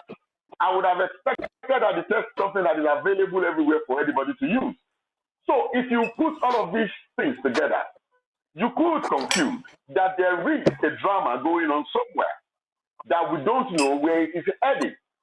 It is a lot of people have argued that probably the government is trying to access funds from international donors. We've heard about somebody, I think, from Thailand who donated some money to Nigeria. I don't know how true it is, but here in Nigeria, we've had individuals who've contributed ₦1 billion, 500 million naira, 50 million naira, and all that to this cause. And someone said he thinks the target of the government is this money. And so therefore, they would put out the story that there is coronavirus in the country. Let me round up by saying, in the past few days, I'm sure you must have heard it overseas, there's this argument locally here that the Secretary to the federal government, Abba Kyari, was tested positive to coronavirus. And I asked somebody who is in the Afro Rock, I said, how long? I'm not interested if it is positive or negative. How long did it take for the test the results to come out? And he said a few minutes. And I went back to the story of the man who passed in Gwagwalada that took 1 week for NCDC to come up with his results. So somebody somewhere is not telling the truth. And most of these people that they're talking about that they've confirmed are positive have all been elites. No poor man like me anywhere has tested positive. A friend of mine said he was going to test it out and called one of the numbers they gave out. And they told him, you can go and do a test in any random. Then he called back with another number and they told him, somebody said I should do a random test. He said, no. Do you have coronavirus? He said, I don't know. I need to ascertain if I have it. Then he said, well, if you don't have coronavirus, I think you should just sit in your house and stop yourself. And if there's anything we need to do, we will let you know. We have your information, we have your number. The only information they have is the man's phone number, which is not his. So somebody somewhere is tricking us. So if you ask me again that do we have this number of deaths, I would say it could be more. Because from my investigation, from my findings, from my experience, working with some of the information that I've been receiving recently, if the government tells you 50 people died at a particular place, at Elegushi, for instance, multiply that by 3. Yeah. It is usually the casualty would either be higher. And there is also the possibility of the government trying to force this thing on these to create fear amongst the people. Because as I'm talking to you now, on Friday, there was a riot somewhere in Katsina where the people refused to stay at home, where they are told to self-isolate with their families. They came out for their regular Friday prayers. And the police went there and picked up the imam. And the people decided to go AWire. A policeman shot at someone. They picked on the policeman and killed him. And the whole place, went aflame. They burnt down the police station, burnt down vehicles. A lot of people were hurt. Policemen picked up a lot of people. And as I'm talking to you right now, there is curfew in the whole of Katsina. So if the government needs to pass this information to us, like I said in one of my reports, that the NCDC keeps churning out data of the dead and the afflicted. They have not come out with information on how to save ourselves. You see people wearing all sorts of masks, and people will tell you, don't greet me and open your mouth, and don't come to my house and shake my hand, and all of that. There is no information telling people what exactly they're going to do. I don't know if you're going to ask the question later, but let me just quickly check this thing. There is down pressure starting midnight day, and it's going to last for the first 2 weeks. Nobody anywhere knows what the government is planning on doing. It was in the speech of the president yesterday that palliative measures have been put in place. Yes, beautiful, beautiful speech. Exactly. It's always very good to be to say all of that and turn out figures and all that. But where do we, the citizens, go to access this? You are in the kingdom. My barrister there is in the United States of America. We read, we see on CNN, where we see in the news where President Trump would make announcements and people would come out and say, oh, I've seen this, I've seen that, to see the government taking action and doing something. Exactly. There is a lockdown in Nigeria now, starting midnight. Nobody anywhere is sure of what the government will be doing when we are on lockdown. Will they be fumigating the environment? Will they be vaccinating people? What exactly would they be doing? So if you ask me, let me go back to your question. These figures that I have here, I would say, well, it is a figure turned out, pushed out to create fear amongst the people. Maybe more. There may be these people that are passed, that is reported here, may not have died from coronavirus. Yeah. Yeah, I really appreciate that. Because one of the reasons I ask is that as of yesterday is only one death. And you said you know the person that died, Comrade Shegun. Yeah. And I know two other people that died in Nigeria from coronavirus. So I don't know how they get the figure as of yesterday to be one. when you know one and I know two. So Yeah. Oh, if you know one and I know two, and the two I know yes. is different from the one that you said you know. Yeah. So I don't know how they get their figure, where they get their figure from. You understand? This is why. I think they are being dishonest. Like I said earlier on, I stand to be corrected. There is every possibility that we have more figures, but I don't want a situation where we were joking about this a couple of days ago with a couple of my friends, and I said it is going to be dangerous to die now in Nigeria because even if you die of natural death, somehow NCDC kind of wrapping it up and saying it's coronavirus. You know how it is with Nigerians. Once you pick up a thing, we will go with it until it is exhausted. Countries around the world are looking at how people will come out of this and go on and all that. Nobody here is educating anybody about the virus. So you don't blame the people for doubting what they hear or they see, because the government itself has not come out clean. So if you know two and I know one, that makes it three.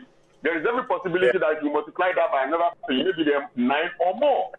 Or probably out of all of these people that we know, maybe we are arguing or we're talking about, we're debating based on what we're told, not what we know. Yeah. Okay. Thank you very much, sir.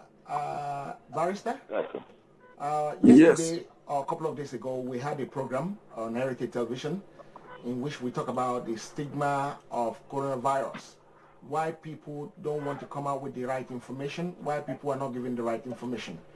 And when the right information are not forthcoming, it's a problem. And I'll tell you why it's a problem. If you have actually met somebody, right, and you didn't say you have coronavirus, these people will not know that you have coronavirus because they're hiding it. And they will not check up themselves. And this will lead to a unnecessary shame. Whereas there's no stigma, there's no big deal. If anybody have coronavirus, Prince of Wales, Prince Charles here, come up and said he has coronavirus. The Prime Minister here said he has coronavirus.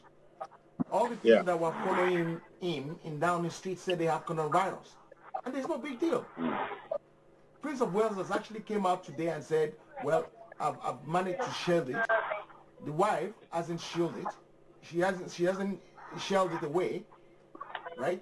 But they come out, they open with this information. And the more information you share with us, the better it's going to be for everybody.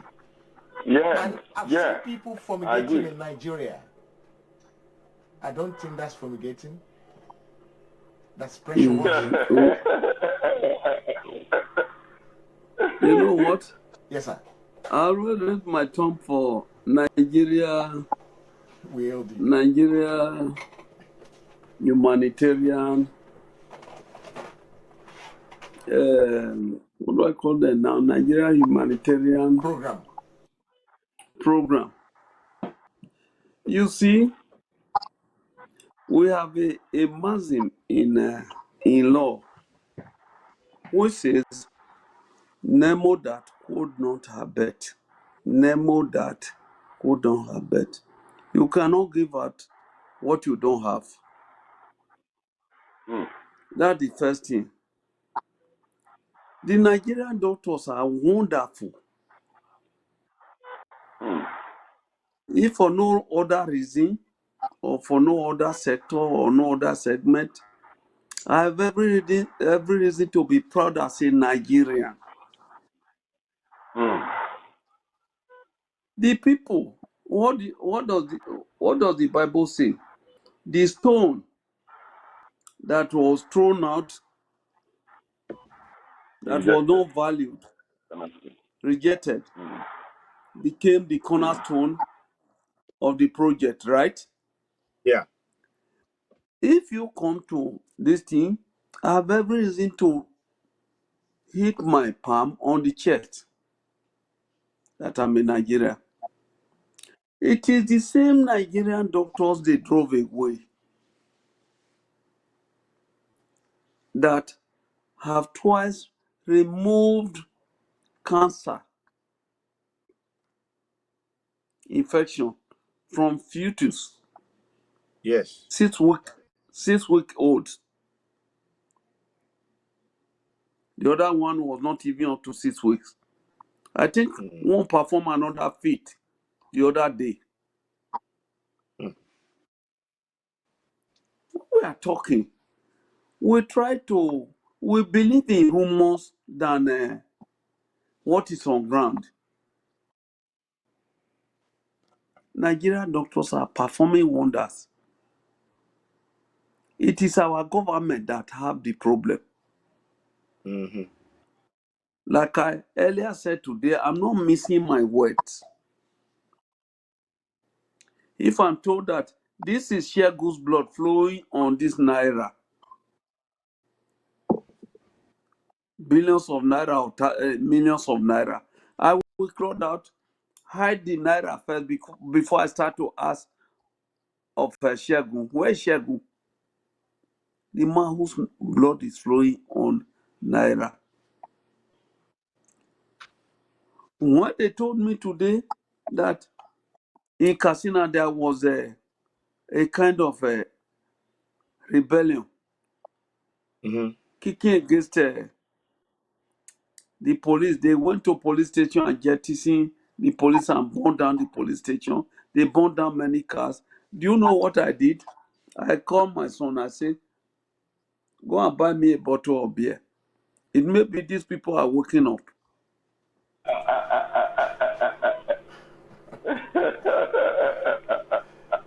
Good point. But He said, why? what I, I said, because if you have been deceiving me to this level, and now I know how to react, nobody should say I am wrong. If the government has been honest, let me tell you, Thomas, Mr. Thomas, Yes, sir. yeah, is here. we have no problem in Nigeria. Every Nigerian is a very good man. We have problem with the government. Yeah. Every Nigeria, I don't care whether it's an armed robber, or is a kidnapper. He's a good person. Something drove them to that level. This is what I want Exactly. you to understand. Exactly. Whatever Exactly. interview you are conducting, eh? Whatever interview you are conducting, center it on the government versus the people. Coronavirus. Some Islamic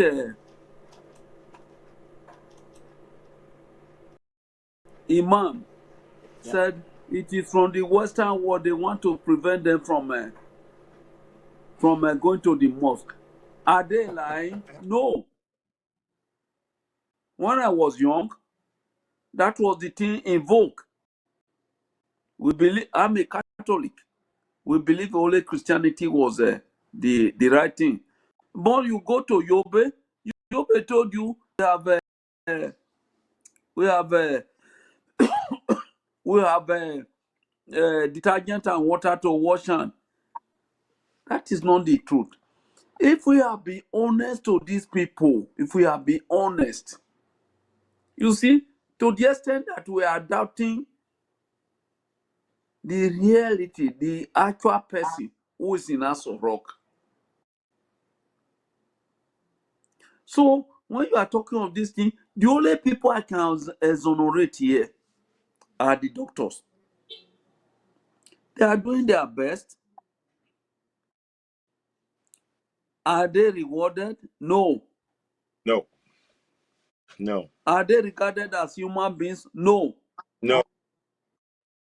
A counselor earns more than the doctor.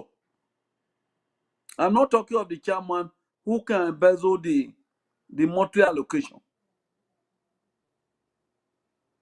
So, in a situation where the foundation is not laid properly, anything can always sweep whatever is put there or put there away. When you are discussing, I want you, I'm not directing you, I'm not telling you the question to ask. You see, I pretended like I was weak and I was relaxing. It is the government versus the people. Yeah. We have no problem. Okay, I'm in US now. I have been locked down for 2 weeks. I cannot go out. I cannot even shake hand. I cannot allow my friends to see me. But look at Nigeria's situation. When we okay, I have off the I just put off the TV because I wanted to concentrate. Right now, more than 2,000 people have been killed in New York alone. Yeah. And you are talking That's of 111 or 200 in Nigeria. You don't think those people they are performing fit? When I see people talking about coronavirus, they speculate there are people that have not been tested. If they have not been tested and they are there, they will die. When it comes to death, nobody wants to die. Me, I want to go to heaven, but I don't want to die. How can I get to heaven? That will impossible. tell you the extent. So, my dear, let us follow it in practical way, not theoretical this thing. That is where I am different from others. Buhari is not doing enough. Abba Kyari is not doing enough. Most of the governors, I'm sorry, good people, except very few ones that know why they are made to be comfortable. Are giving money, but the masses on their own will have been driven to a point of pauperism. We are poor, we are very poor. We cannot feed. So any little money given to us is okay. But again, because of that, we are very poor. We tend to extort money from whoever is going to the house. For your information, I was with an arrow from the beginning to the death. To the death. I asked him, Chief, you don't have money. Why are we going to this man? I'm sorry to say, because I will now begin to say it. It was Apache regime that assassinated Rewani. Why do we have to go to Rewani to get money for whatever we are doing? He said, yes. I didn't need the money because when the people wanted to vote for me, they didn't take a dime. Then again, I asked him a second question. Put these things black and white. That will gladden Enahuru's mind in the grave. Say, was it true that you and Awolowo wanted to overthrow the government because I was too young then? I was aware, but I was too young to know the real reason. He said, yes, we tried to overthrow the government so that we can go to the north and educate the Amajiris, which Good Luck was doing the other day ignorantly. When the session is too advanced ahead of the other, the problem that will come, he quoted what is happening now. We are in a very dangerous situation. If we are not careful, Mhm. Nigeria will break up. Let us not miss word. I'm coming to Nigeria very soon. I don't care whether they are arresting or doing anything. If we are not careful, somebody mentioned Shiowari today. I wrote Yeah. a very simple letter to somewhere Showore could get it. That's not how to revolt. If we want to revolt, should be a general uprising. Are we prepared? It is not Buhari issue. You are talking of coronavirus. Yes. Coronavirus. Okay, even in the most developed world, we're in New York now. You can't come out. Not to talk of shaking hands with anybody, not to talk of inviting your friend to visit. But Nigeria is trying its best. You people should give honor to those who deserve honor. Two segments of Nigerians, workers, I discovered that are not respected. Number one, teachers.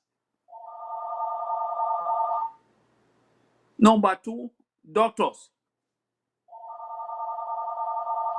Doctors, okay, for instance, now, in my own zone, South, one doctor is to 3,600 people. Wow. Oh, Southwest, 3,200 people. Southeast, 4,500. hmm. North Central, one doctor to 4,500. When you Wow. go to South, what do you call it? Northeast, it's about 12,000, and it goes on like that. How much do you pay them? You are talking of coronavirus.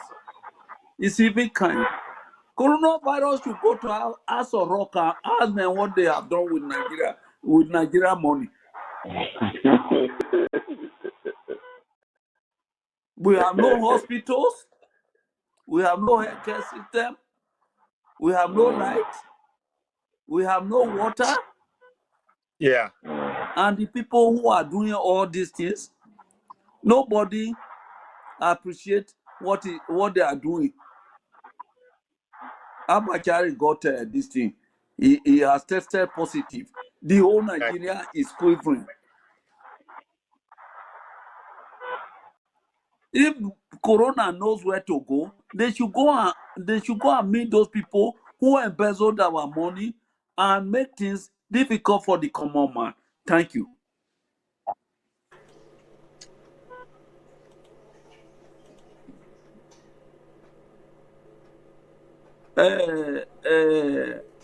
Thomas, Yes. if you want to hear more of me, I don't follow the rules of the game. I follow what is actually on ground. What is actually on ground? Uh, I know you are progressing. You will come and ask, what do we do now? What are we going to make Nigeria a great country, or what do we do to bring Nigeria together? If we have to speak the truth, in a country of about 200 million people, less than 1% are jetties. They can jet out. They have airplane jets Jets of their own, yeah. of their own. Even the so-called this thing, men of God.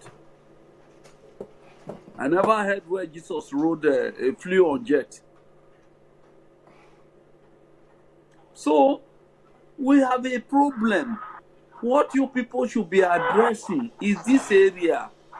And how do we do it? I'm not revolting. I don't want Nigeria to break up. People are talking of Biafra. People are talking of Oduduwa. I don't believe. What I believe is this. If you, Thomas, you are troubled, Chiago is troubled, Immobile is troubled by one person, Then we come together, go through the legal means, either by voting the group that is holding us down. We vote them out, or resort to violence. 3 versus 1. We won't resort to violence. 3 versus 1. You know the result. That's one option. The second option is this. Already, we are being bemused. We are being already the some different options are there. When the man is sick now, he wants to come to Lagos. When somebody is disposed, he wants to come to Lagos. When they were in power, when everything is good, he's not coming to that as is. There, we have a problem. I don't know where you are from, Thomas. I don't know where you are from, Shegun. Shegun's name will even betray him. I know you are from the Yoruba land. He's from Kogi. You are from Kogi? Yes. So, I'm actually from 2 states. I am okay. partially Osun and Kogi. Okay. So what I'm Okay. telling you is this thing. We need younger generations. I'm not waiting for my father to give me his shoes to wear. We need younger generations. You people are not doing anything. You want to be seen on the TV, you want to be seen on this thing. I've never granted interview to anybody, but people know me.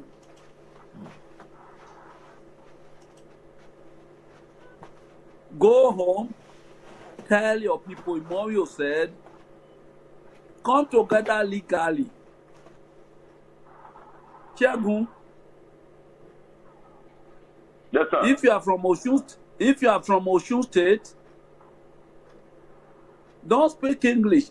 I don't want to know your beautiful semantics. You speak a good English, it's okay. Local. Go home, tell them they don't use cold water to make eba. They use hot water to make eba. Then they will. If I can hear this that Shegun from today after speaking with Imorio, he's talking to his people. Then Thomas is talking to his people. Then the other one is talking to. I don't mean. It's not like my friend's revolution today. Revolution has many faces. Now, revolution has many faces. If you and Shegun vote against Imorio, it becomes 2 versus 1. The majority will take the vote. Yeah. We have Hausa people that are even more oppressed than all of us. It is not this interview I'm answering because I don't know whether I will ever agree to grant any interview or even answer anybody. Go home and do your homework. Coronavirus will not kill Nigeria at all. They are doing the work. Thank you. If I may chip in there quickly about the coronavirus. Go ahead. Thank you very much for your salient comments there, sir. You make some really valid points. Yes, when we come through this coronavirus in the end, I am sure that Nigeria will still be standing. Yes, it will have a huge impact. So, but at the end of it, if somehow we will pull through this, I'm not quite sure how. We are that kind of a nation in some ways. We face quite a lot of daunting things. However, We're very resilient. Very resilient. Thank you. However, having said that, the immediate issues we face now is that when we look at like for like what is happening in places like Italy, even in places like the US, the short term, the number of, there's going to be a spike in the number of deaths. And what we need to do is to manage that spike and to reduce that so that we can get back to normality in the way to now deal with the main issues of either we're going to go our own way or restructuring or all of that. But right now, the government haven't got a plan in place that we, the people, are confident with. They are saying to the people, stay home. They're telling to people, stay home, but they are not providing funds for the people to stay home. So if they are just saying it, and the government is very good at pronouncing, they're good at decrees, they're good at making statements and saying, right, I have said this, I've spoken to that, I decree this, I decree that, what you should do. But they are not thinking about the impact of their actions. Yeah. So they can say to the people to stay home all they want. But if the people are hungry, they are not going to comply with the government. Yeah. And again, that speaks to the sincerity of the government. So the figures that the government are telling us now, we can't trust them. I don't trust them. I don't trust anything this government is saying.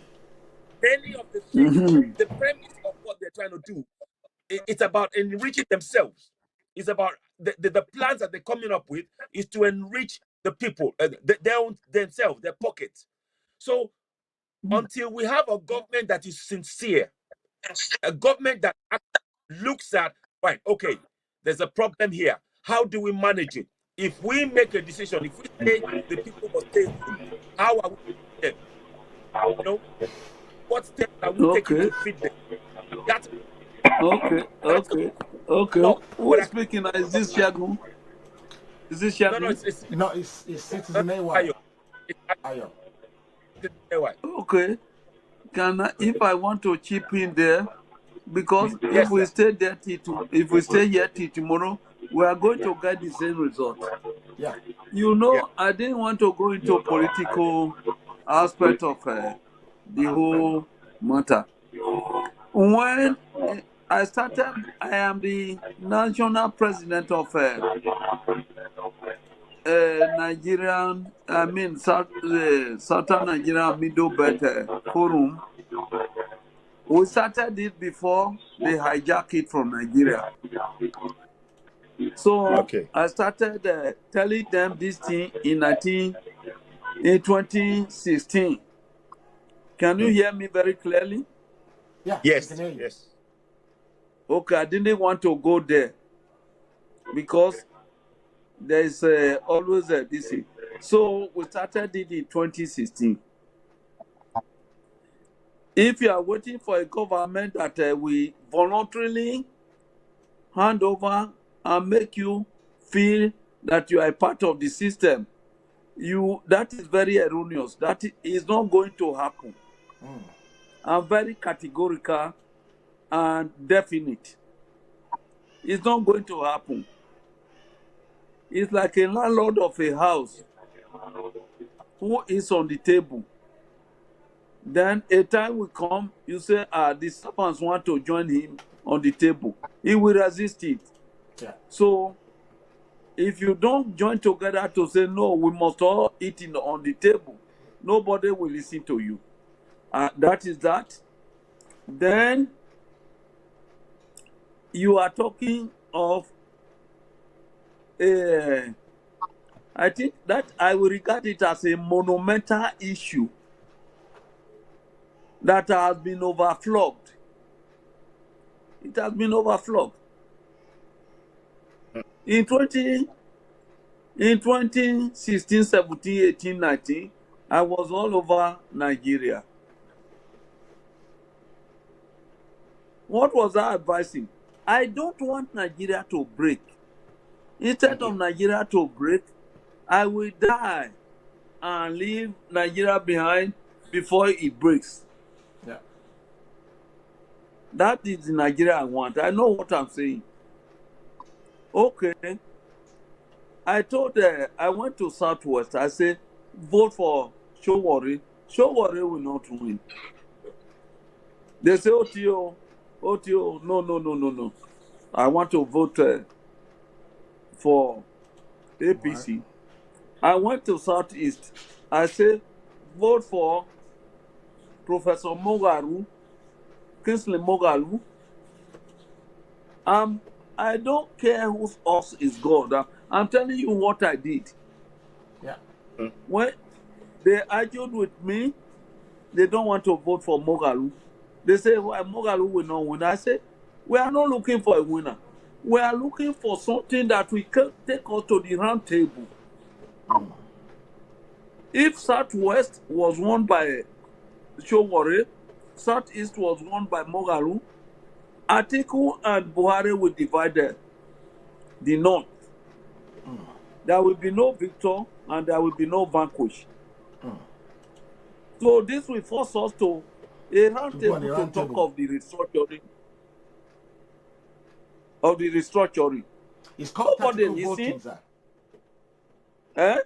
It's called tactical voting. Whatever name you give it, I don't care about the semantics. But I'm telling you what I told them. No, nobody listen. Now, like the something, I don't want to mention a name here. Yeah. I sent to somebody the other day. I said, if we don't do what I have advised, if we don't do, I spent my money. People said they thought somebody was sponsoring me. I was being paid. We had many conferences in Nigeria. Find out from Wole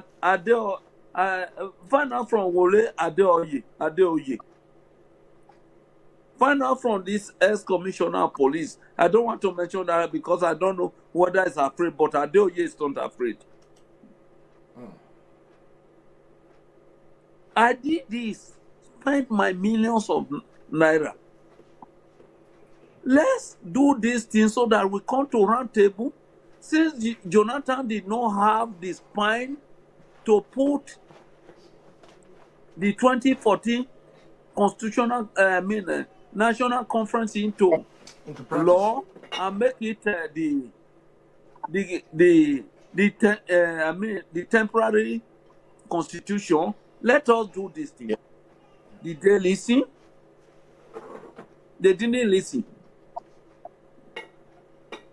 It's not a question of hating Buhari. But I will tell you, I know hating, but I know he's not capable. He's not capable. He's not educated. He's not enlightened enough.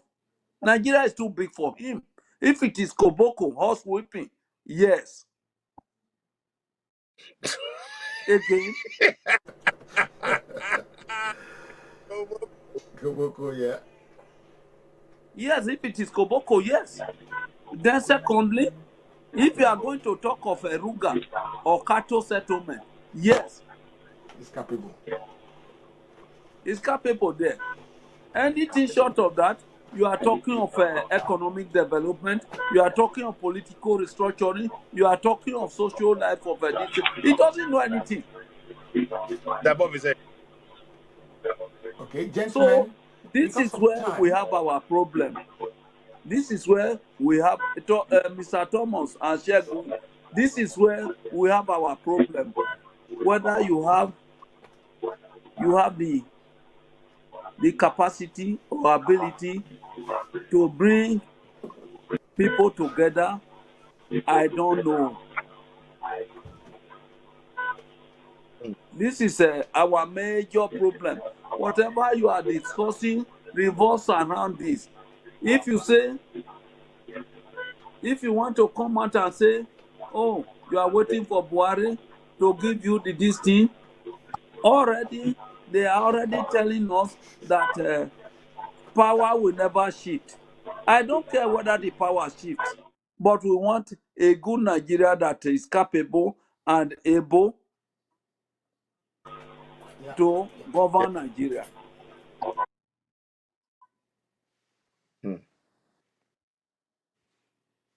If you are not afraid, put my name in the front and publicize it, then I will know you are serious.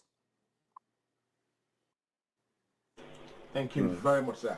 Gentlemen, I really appreciate your contribution today. I believe this will go a long way to educate more of our people and enlighten more people in Nigeria about the best way to go forward. But Citizen AY want to say something quickly. Yes. I want to just remind that the section in the Nigerian Constitution. Now, I know the Constitution is flawed, but I want Nigerians to know this, that the Constitution is more supreme than the Bible or the Quran. And it even goes to say in the Constitution, it states here that if any other law is inconsistent with the provisions of the Constitution, this Constitution shall prevail, and that other law, to the extent of the inconsistency, would be void. In essence, what am I saying? Too much of our people believe in this Christianity and Islam as the way forward. The law of the land has the final say. Please, I want everybody to get in. It's not a perfect constitution. Until we change it, it's what we got. That's where the power lies. And I'm encouraging people to study it. Get your children, 4-year-old, 5-year-old, 6-year-old, 7-year-old, start in that constitution. That's of immense importance. And I can't overemphasize that. If we're going to change the mindset, it means that we empower our youth to know their rights from a young age. Thank you very much.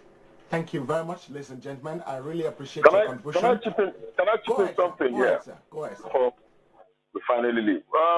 I've listened to all of our arguments back and forth, and I would say I really appreciate all of the arguments. But like my elder in New York said, that all of these people that we mentioned that were interested in becoming president and all of that, the truth about the whole matter is this: either we like it or not, take it or leave it. Politics in Nigeria is about money. If you don't have money or you don't have the machinery to roll the tires, it's going to be very difficult. One of the reasons why the present government seems to be successful is because we had behind them a national leader that is called Bola Ahmed Tinubu. And we all know the kind of impact that he had on the last, on the elections before now. A lot of people will tell you he didn't spend money, but he was able to strategize for them, aside from the people who were from the United States to help build the propaganda machine and oil it, and before power was taken away.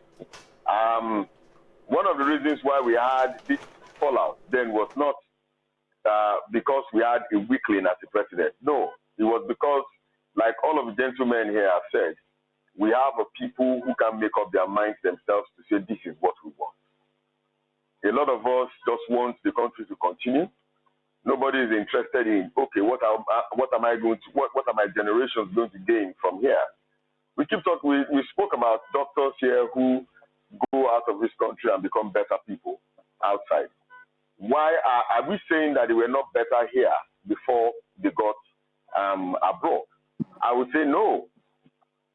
It is the environment that we don't have. We don't have the enabling environment for them to be able to come up with ideas that could help solve all of our problems. We had a doctor who died during the Ebola scourge in Nigeria. They were the first set of people who found a cure to Ebola then. Then the entire world, immortalized them and all that. What is the Nigerian government doing about what was discovered as cure for Ebola? It was thrown in the trash. Nobody is talking about it. I asked the question on my platform once, and I said, why should a politician earn 20 times what a doctor earns in a year? What is the sense in giving a House of Representative member a vehicle worth about 80 million naira? One vehicle, 80 million naira. When a doctor goes home for, what do they call it? They call it hazard allowance, 5,000 naira. And some of these doctors just go and die for nothing. think and work and live for nothing. At the end of the day, they don't. So there is something wrong, fundamentally wrong somewhere. We had a minister of labor in Gige who came on live television to tell a colleague of mine that the Nigerian doctors are going abroad and all that, and he said they can go, that we have more than enough. That even that the ones that we have, there are so many other doctors who are outside the country who are trying to return to make Nigeria better. We all know this is a lie. It's a political statement. He's a doctor himself. Will he collect the kind of allowances they pay our doctors here in Nigeria? So, like you have all stated, we all need a new orientation. Over and above everything, what was wrong with Revolution Now, for instance, was because you don't announce a place and a time for a revolution. It just takes place. It takes place at a place. You don't necessarily have to give it a date or give it a number or give it a color. It comes from the mindset, we are no longer taking this. It started all the way from Tunisia, I think, or was it Algeria, where somebody who sells vegetable burnt himself up, and before you know what was going on, it swept all over the Arab nations. It starts from somewhere. But in Nigeria, we have a problem bigger than coronavirus that is called ethnicity and religion. It is one of the biggest problems. Once you state a challenge, the first thing that comes to people's minds is, where is he from? What language does he speak? What religion does he practice? And all of them will break it down so much that at the end of the day, whatever it is that you're trying to fight for would lose value. I'm telling you categorically from here that all of the pressure groups are no longer interested in fighting for the rights of the people. The NANs used to know in the 80s and 70s are no longer there. The National Labour Congress used to know, championed by our great Oga Adam Shomole. The man has thrown away all of the values and is doing what he wants to do. And all of the people who could stand to say this is what we demand and ask of the government are no longer doing that. Just like our elder in New York said, put money down and pour blood on it. They will wipe off the blood and take the money and go away. People make noise to get the appointment. Once they get, I have a couple of friends who got appointments. Before now, they were so loud and clear. You could hear their voices. I'm not going to mention names. Should they be listed so that they don't become embarrassed? Who took appointments. And all of a sudden, after like 2-3 years, we are all messed up and thrown out of government. They no longer can argue or debate on any national issue because they have been stained. And I keep saying this. Some of us, the way we are as human beings, we're in three faces, we're in three types, we're in three species. Some of us are the cattle rearers. Some of us are the cattle that is being reared. And some of us are the grass that the cattle would feed on. Some good kingmakers don't necessarily, some good kingmakers don't necessarily make good kings. And that is where we get it wrong. The kings that have been successful, leaders that have been successful around the world, were not successful on their own. As a matter of fact, they are not the best of the people in thinking and strategy. They are usually people with diplomacy and temperament to listen to people's advice and follow through. In Nigeria, I will repeat and I will repeat, we don't have a plan. Like my elder here said, the whole thing became difficult and skewed right from that oil boom, that money from oil boom. And we were asking ourselves, no be money the problem, now what we go spend them on. And our fathers collected Udoji money and wasted it on beer and more wives and gave birth to children they couldn't train. If that money had been channeled into the health system or built houses were built and all of these things were built for future generations, we won't be in this mess that we're in. Our problem is there in that constitution that we are trying to defend here. Tear that constitution, burn it, and let the people sit down like they would see do in the villages and decide, we the people want X, Y, Z. We the people want 1, 2, 3. We the people want this and that. If we don't do that, even if we bring Jesus Christ as the president of Nigeria to run on this constitution that we have presently in Nigeria, we will continue to have the same problem. We'll keep going in circles.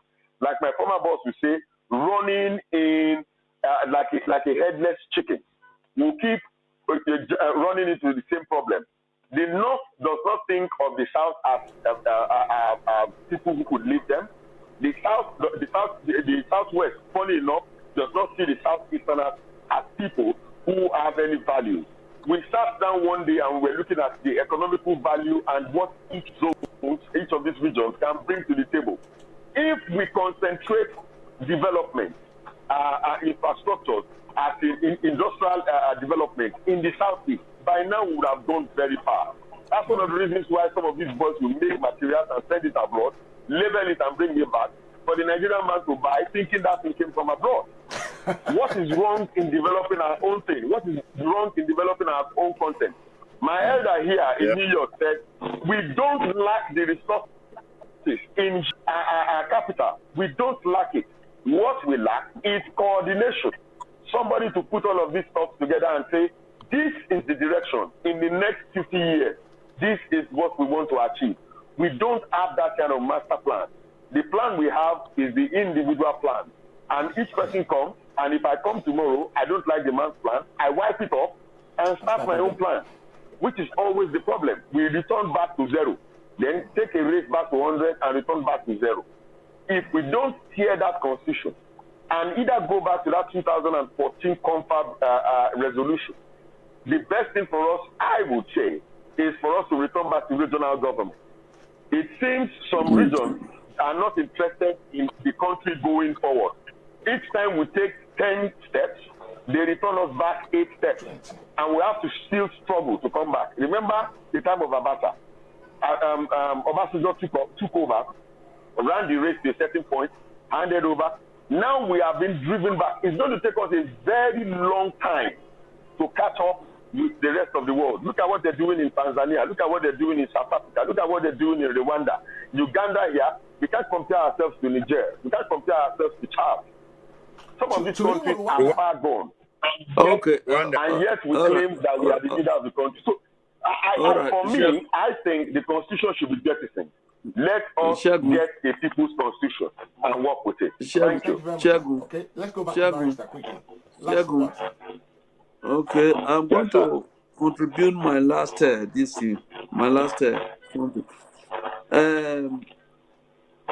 things I took from you now.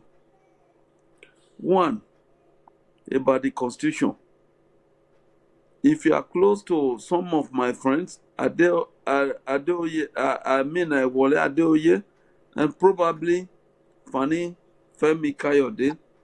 Okay. Femi Kayode. Femi Falana, they may not have, but Femi Kayode, we have a little to say about me because it's longer I exchange anything with Falana. What I'm telling you, my dear, you made that country. The old woman told the daughter was trying to say, I'm now a big lady. The woman said, you can't be bigger than me because you came through me. Hello? Yes, We can hear you, sir. I can hear you. Listening. I said, the young lady became big, told the mother, oh, I'm a big lady now. Oh, I know everything. Then the mother said, you can't be bigger than me because you came through me. So, what I'm telling you in effect is this. Whatever semantics, whatever language you use, whatever coloration, it goes down to what I have told you. That money has role to play in politics. Is that true? Yes. But is that true? No.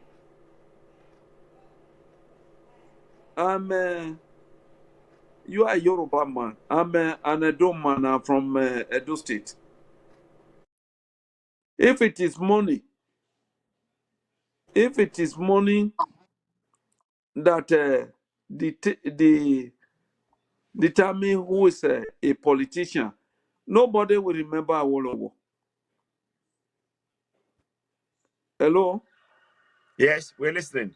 I'm listening. Yes. Okay. Awolowo still remains Number one. the It's the man, it's the sage, sir. is a sage, and he still remains the leading politician in the country. Yes, sir. We fought for Abiola, not because I like Abiola, but at least he won nationally.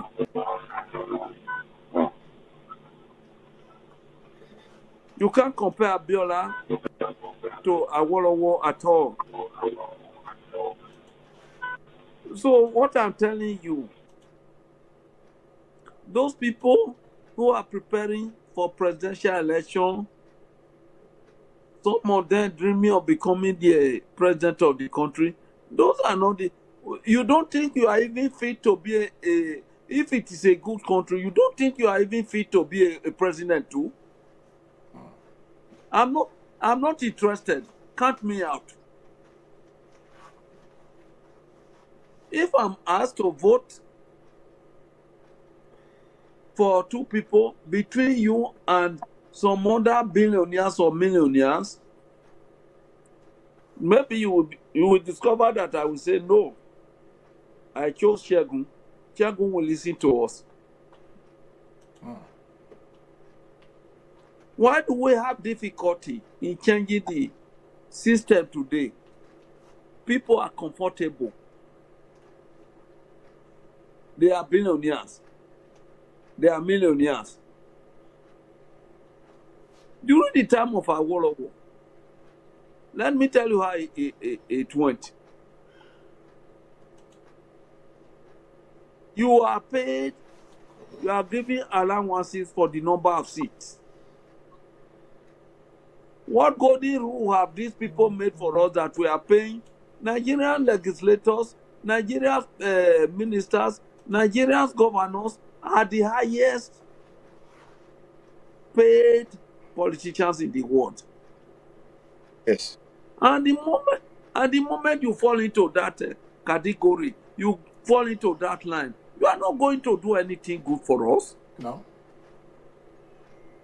You take more of your money, you think of more of your comfort, you think more of your family than anything. We are looking for a messiah. Have you heard of this person? Socrates, Yes. the philosopher. Yes. Yes. He took hurricane lamp to the marketplace in the daylight. Everybody ran away. Only one man stood. And he told him, when the man said, are you not the respected philosopher? Why are you getting crazy? Why do you come to the market with a hurricane? He said, I'm looking for your type. You are the only wise one that came to us. Don't you know everybody is running away?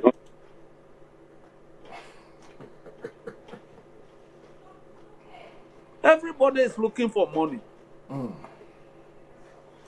They are your blood to sell to become the president or the governor. This is not what we are looking for. Have this in mind. I want to tell you again once more. Once more. Mr. Thomas. Mr. Thomas. Yes, sir. Yeah, we're here. Okay. I want you to record this, my last speech. We are not looking for those people who are already warming up to become president. Number one. Number two, we will not allow any zone to decide for us who should come out.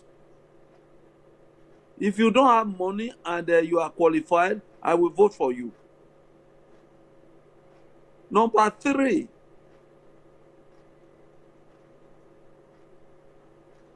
beware of the eye of March. is coming. Beware of the Ides of March. It's coming very soon. People are already canvassing. The North has told us they are not going to release power. Yes. So, if you think, even if they are forced to release power and they are to choose for us who should be there, even if they are forced to agree that the power should move to the south, and they agree to say it is Immobile they are choosing, beware of the eyes of March. It's like you have not chosen anybody. You have no Satan. No say. You have no say, because they will put the person there, and at the end of the day, it will be counted against you and myself that it's your brother that mess up the country. And that has been the DC. If you know what has been happening in the country, no Southerner has been there on his own merit. Yes.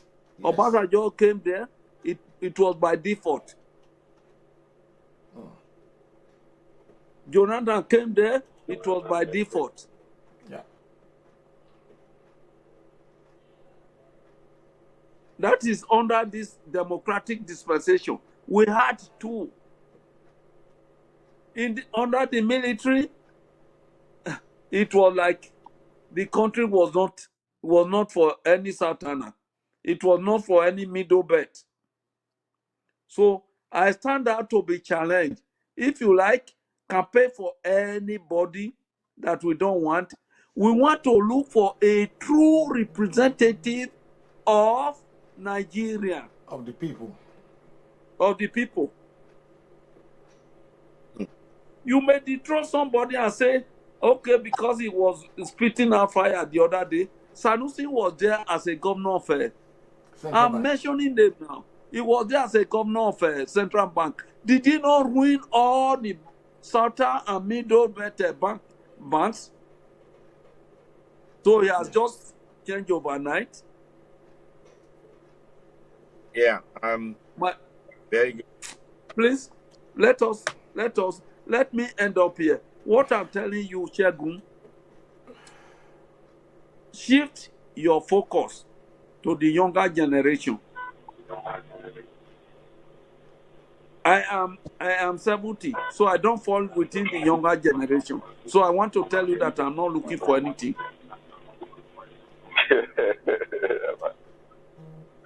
Shift your focus to younger generation. It is not Obasanjo, it is not Danjuma, it is not Chief Ike Clark, it is not Tinubu, it is not people of that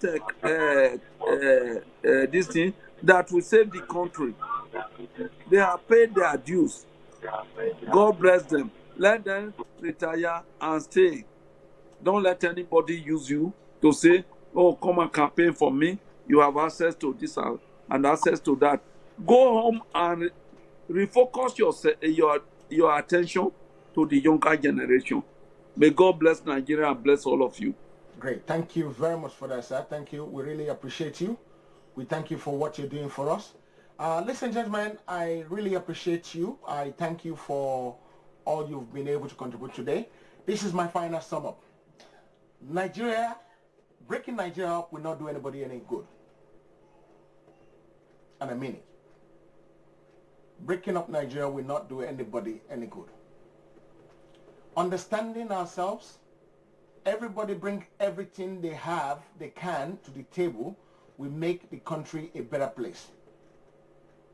If you don't bring anything to the table and you want to take more from the table, it becomes an issue. But if you bring quality to the table, you bring management to the table, and you don't think everything on the table belongs to you. If you stop thinking about yourself, then Nigeria will be a better place. If you keep thinking about it's about me, Nigeria will never be a better place. But Nigeria will be a fantastic place if we start thinking about ourselves. You think about the next man, you think about the one on the right, you think about the one on the left, you think the one at the front, you think the one at the back. Then we can all make Nigeria a better place. We have enough human resources. We have enough mineral resources. We have enough of everything in Nigeria to make Nigeria a better place. But greediness is killing our people. That's number one. Number two, people have put love in the bin. Nobody loves one another anymore. Everybody is all about himself. We need to change our orientation. We need to change our me attitude. When Jakonde was there, he was building houses for so many people. He wasn't building the house for himself. Awolowo and the UPN in those days, they did free education. They were not looking to send their children to that school. They have enough money to send their school to a private school. But they still do free education for every one of us.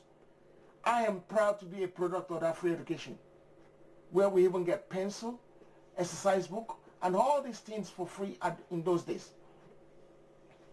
It makes Nigeria a better place. That's why we were able to have so many doctors today. Because I can put my hand to my chest and say there are so many doctors, so many engineers that were a product of that free education in those days. Nigeria as individual zone has got nothing to gain. But Nigeria as a collective zone has got a lot to gain, provided nobody is going to be dragging the next man back. Provided we all want to move forward, progress together at the same time. That would be a better thing. But the problem is, if nobody wants to move forward together, then you can't keep dragging another man backward. If you want to go forward, let's go forward together and remain Nigeria. If you don't want to go forward, you can disembark and say you don't want to be Nigeria anymore. Ladies and gentlemen, I really thank you for coming on the show today.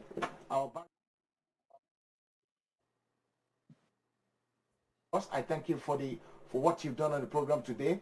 It's been wonderful having you on the program. Thank you very much for coming, sir. Okay, thank you. Can I, Shagun? Shagun, Baba wants to say something to you. Go ahead, sir. Shagun? Yes, sir. Okay, take my number. He has your number on the forum. Your number is on the forum. Sir. You have my number? I'll take it from Mr. Thomas. I'll take it from Mr. Thomas. Sir. Okay, because you are the people. If Nigeria will be good, we believe in yourself more than myself now. So you take my number. You call from time to time. I come to UK every time. I come to UK every time. Even when I go to Nigeria, I normally pass to UK. So it's good. What I have advised you is that don't be deceived.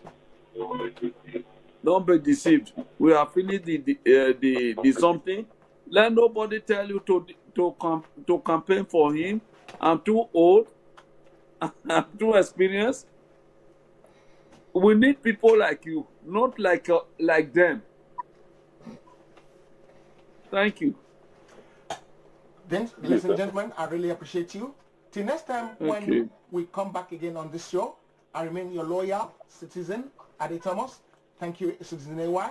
Thank you, Mr. Shagun. And thank you, our barrister, our native barrister, who is originally from Edo State but resides in the United Kingdom. Thank you very much.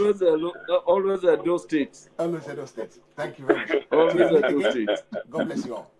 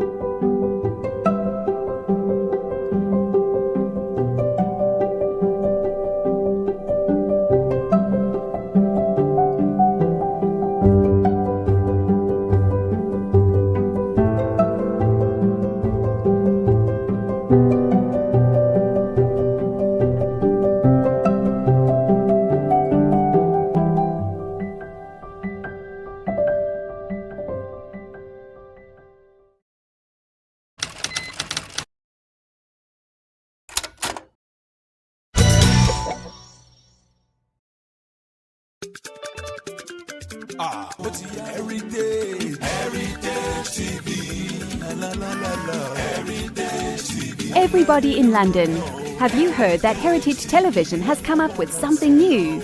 All your functions and celebrations can now be multi-camera live stream that was only reserved for the rich and famous. Having a function in London can be viewed clean and clear immediately from any part of the world. Trust Heritage TV to give you a better reach. Heritage Television also does photography that will make you the envy of all your friends and family. Heritage Television is the best. All your functions like birthdays, funerals, weddings, church anniversaries or harvest. Heritage Television is the master. We are in the heart of London with an ultra-modern equipped studio. You can call us on 020-800-46100 or email us info@heritagetv.co.uk or mobile 0734 1234 560. Heritage Television will do you proud.